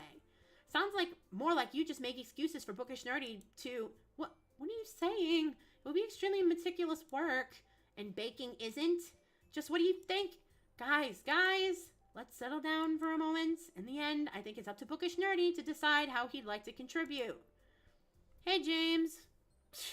With two pumpkin faces. Besides, he hasn't really gotten the chance to spend any time with me yet, you know. So I'm sure he's interested in... You literally just said, I'm surprised as well. Sorry. I was just saying, though. Jeez. Can we just settle this already? Yeah. Bookish Nerdy, you're okay with this, right? In the end, it's up to you. Of course. Very well. In that case, everyone looks straight at me. Okay, guys. Tell me what to do. This is the time where y'all get to choose. What do you choose? Do you choose Natsuki, who's probably just literally going to make you feel like a burden? Yuri, who is clearly interested, very much so, in the character, in my character. Do you go and check on Sayori because she's sick and you don't know what's going on with her, even though she's acting like she's normal?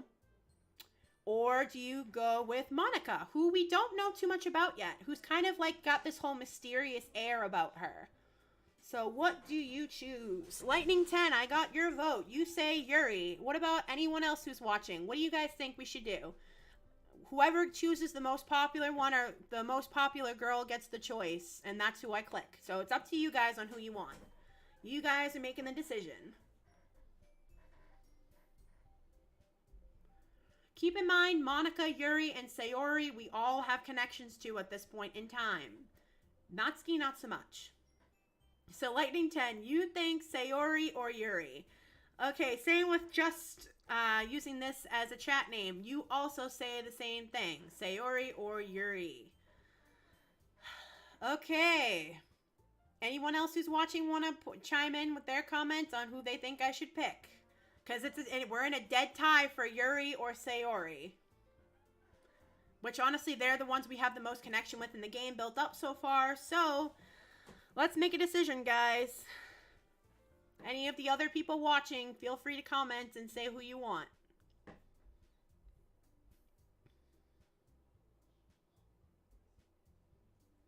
Just waiting on you guys.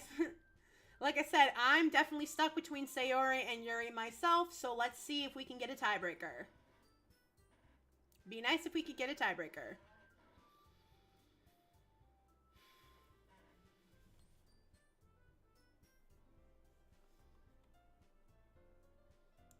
Because like I said, I don't know who to choose either, guys. So, like, this isn't just because I want it to be interactive. Like, I really don't know who to choose either.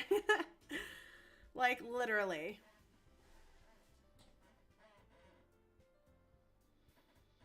We're at a standstill, people. So, Lightning 10, you'll change your mind to just Sayori. Okay, so it looks like we have a winner. We are going with Sayori, people. I mean, everyone kind of wants to know what's happening with her anyway. I mean, if it's going to be anyone, then I prefer helping Sayori. I mean, we're already neighbors, but Monica said that Sayori was helping her. Jeez, do you really hate us that much? No? Sorry, I didn't mean for this to be difficult. Just think of the club, okay? Damn it! So I chose Sayori and I didn't get... Oh, that's not fair! I feel cheated! I just chose and they're saying no. Okay, well, my second choice was gonna be Yuri, so let's just go with Yuri. Because Monica, but then again, Monica's gonna be with Sayori. So I don't know which one to do. Because if I say Monica, then I get to see Sayori. If I say Yuri, then it's just Yuri. I mean, Yuri's gonna be hurt if I don't say her, and I don't really care about Natsuki. I don't give a shit how she feels, so... she already said she has Sayori helping her, though. So it's like, do I need to go with them? Yuri might need more help. You know what? Fuck it. I'm just gonna say Yuri. Well, I'll probably be the most helpful helping out Yuri. Me? Are you serious? Why would you... Natsuki, I can already tell you're about to say something mean. No, I was just saying. Ugh. So you'll be helping Yuri then, Bookish Nerdy? Yeah, that's what I'm gonna do. I'm glad. I have a bad habit of overthinking these sort of things. So I think your assistance will be very useful. That's great to hear. Natsuki, will you be able to handle the baking yourself? Just using this as a chat name. I just picked Yuri.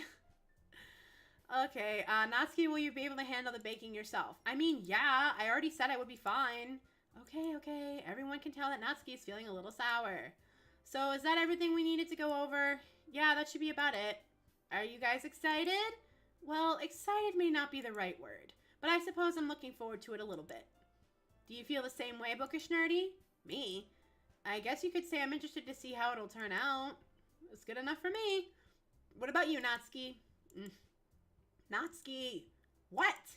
Why is everyone yelling at me? I didn't even do anything. No, that's not what I meant at all. Yuri anxiously glances between everyone in the room.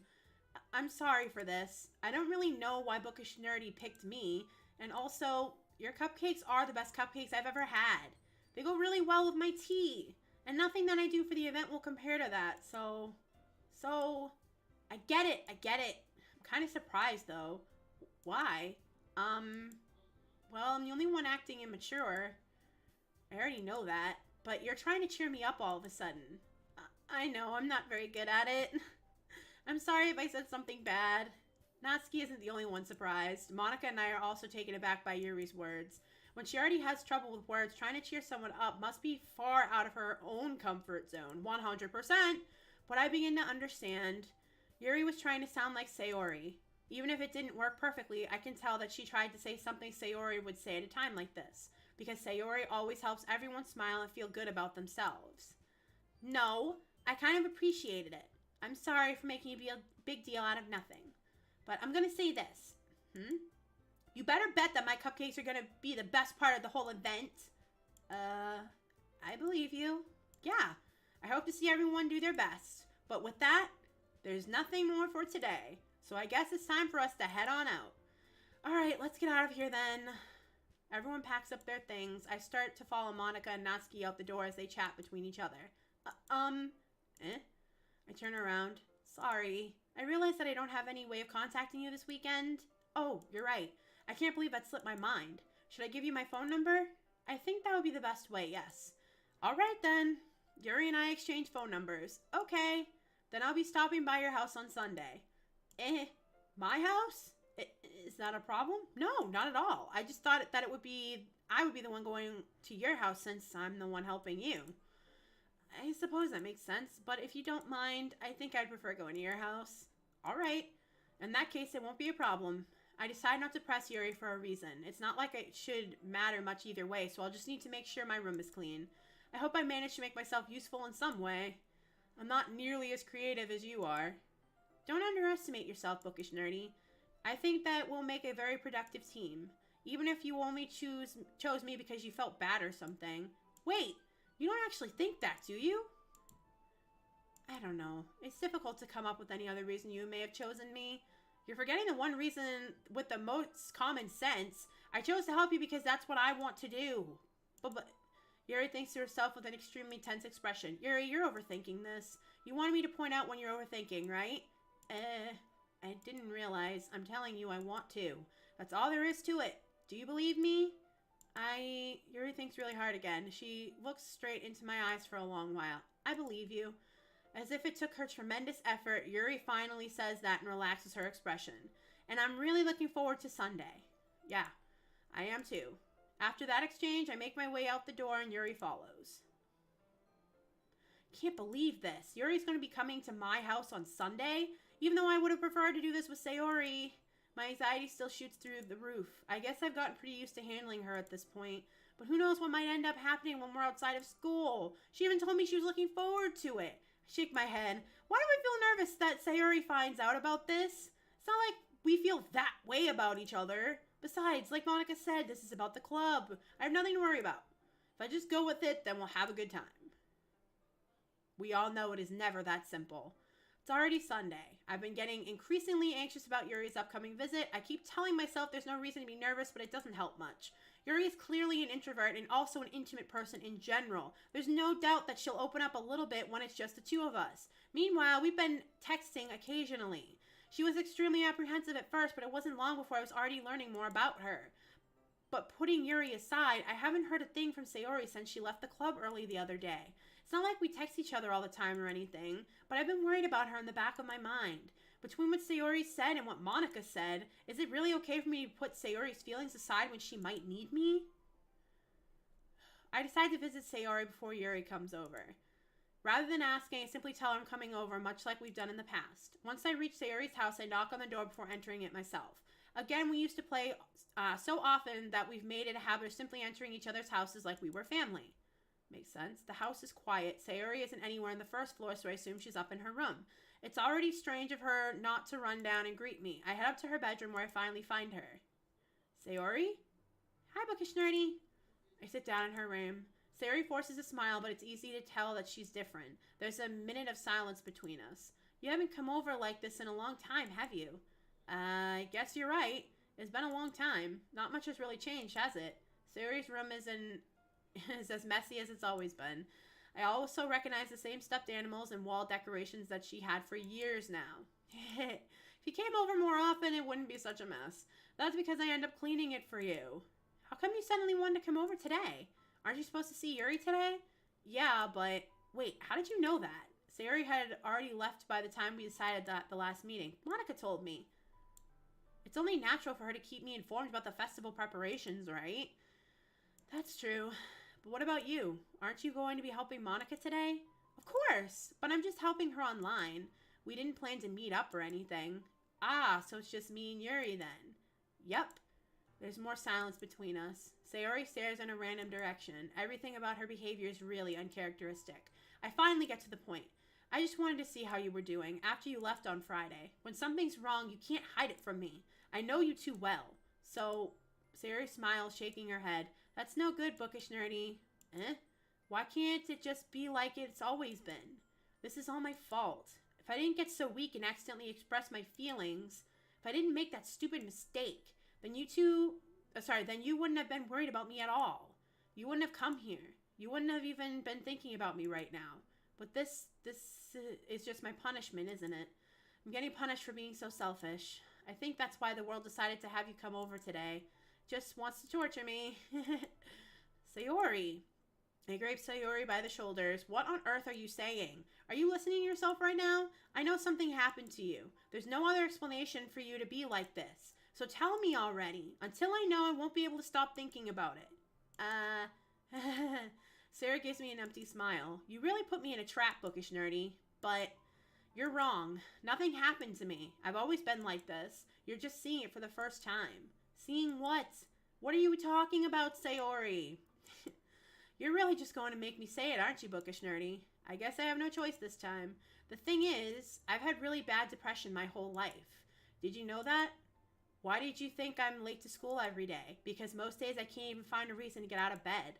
What reason is there to do anything when I fully know how worthless I am? Why go to school? Why eat? Why make friends? Why make other people put their energy and caring to waste by having them spend it on me? That's what it feels like. And that's why I just want to make everyone happy without anyone worrying about me. I'm in shock. I can't even figure out how to respond. How is it possible that Sayori kept this from me the entire time that I've known her? It is actually really easy to hide when you have depression and anxiety and mental health issues. I know from my own personal experience that you can hide it pretty easily. The only people who really see it are usually the people who know you. So that's why she's close with Monica. Monica's probably known this entire time. Did she really want so badly for me to just not think about her? Why, Sayori?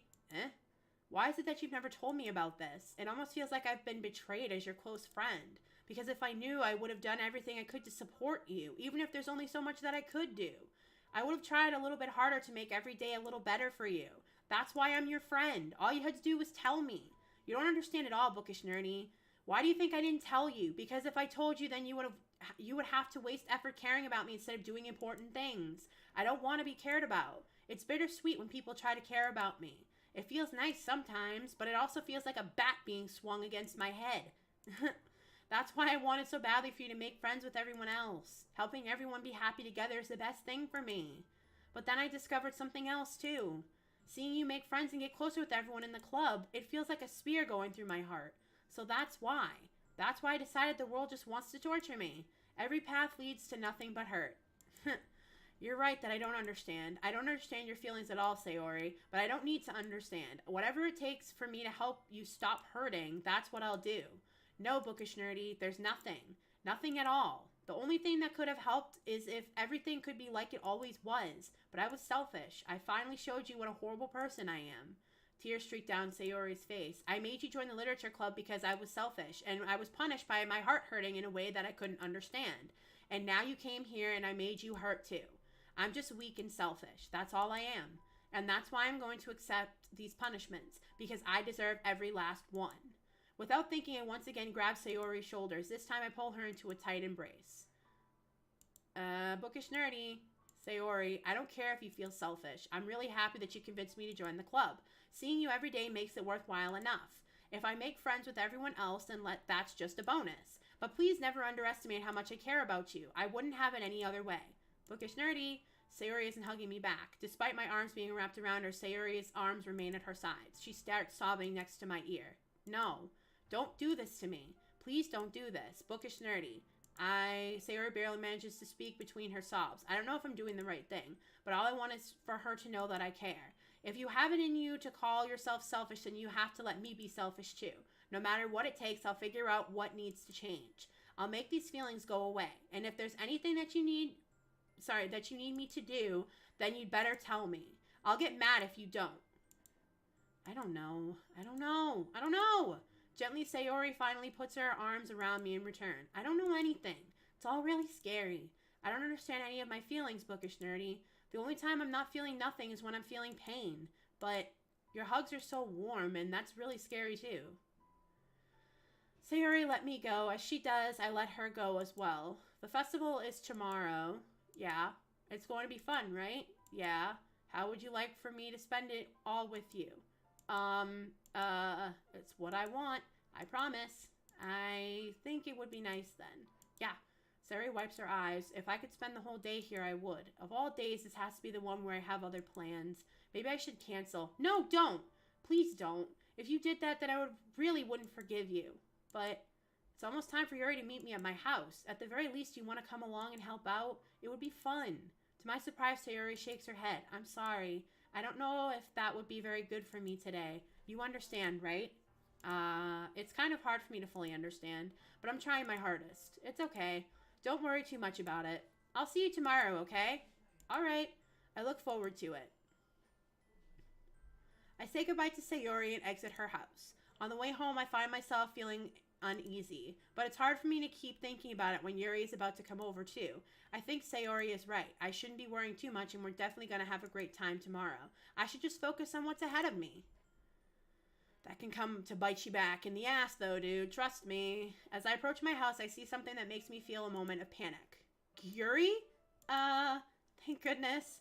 You're a little early. I'm sorry, I wasn't home yet. Were you waiting for a long time? No, I just got here. But I started to get really nervous when nobody answered the doorbell. You always could have texted me. If I had known, I would have reassured you and hurried more on my way home. I suppose that's true. I didn't think of that for some reason. It should be common sense to do that, but I decided to ignore it. Anyway, let's go inside. I see you brought a lot of stuff with you. That's right. And did you manage to find everything I asked you to buy as well? Yeah, pretty much. At least I hope I got everything right. I'm sure it will be fine. I take Yuri to my room. The first thing she does is glance around curiously, which makes me feel anxious. It's so clean. I cleaned it before you came over, so that's very considerate of you. No, I would be really embarrassed for my room to be a mess with you while you were here. Well, I do enjoy cleaning. I would have gladly helped you clean. That would be even more embarrassing. Wait, don't look in there! I snatched Yuri's wrist, which was in the process of opening a desk drawer of mine. I'm sorry. I wasn't thinking for some reason. I was just spacing out. It's fine, it's fine. I let go of Yuri's wrist. She puts both of her hands firmly in her lap as if making sure she's keeping track of them. So, should we get started?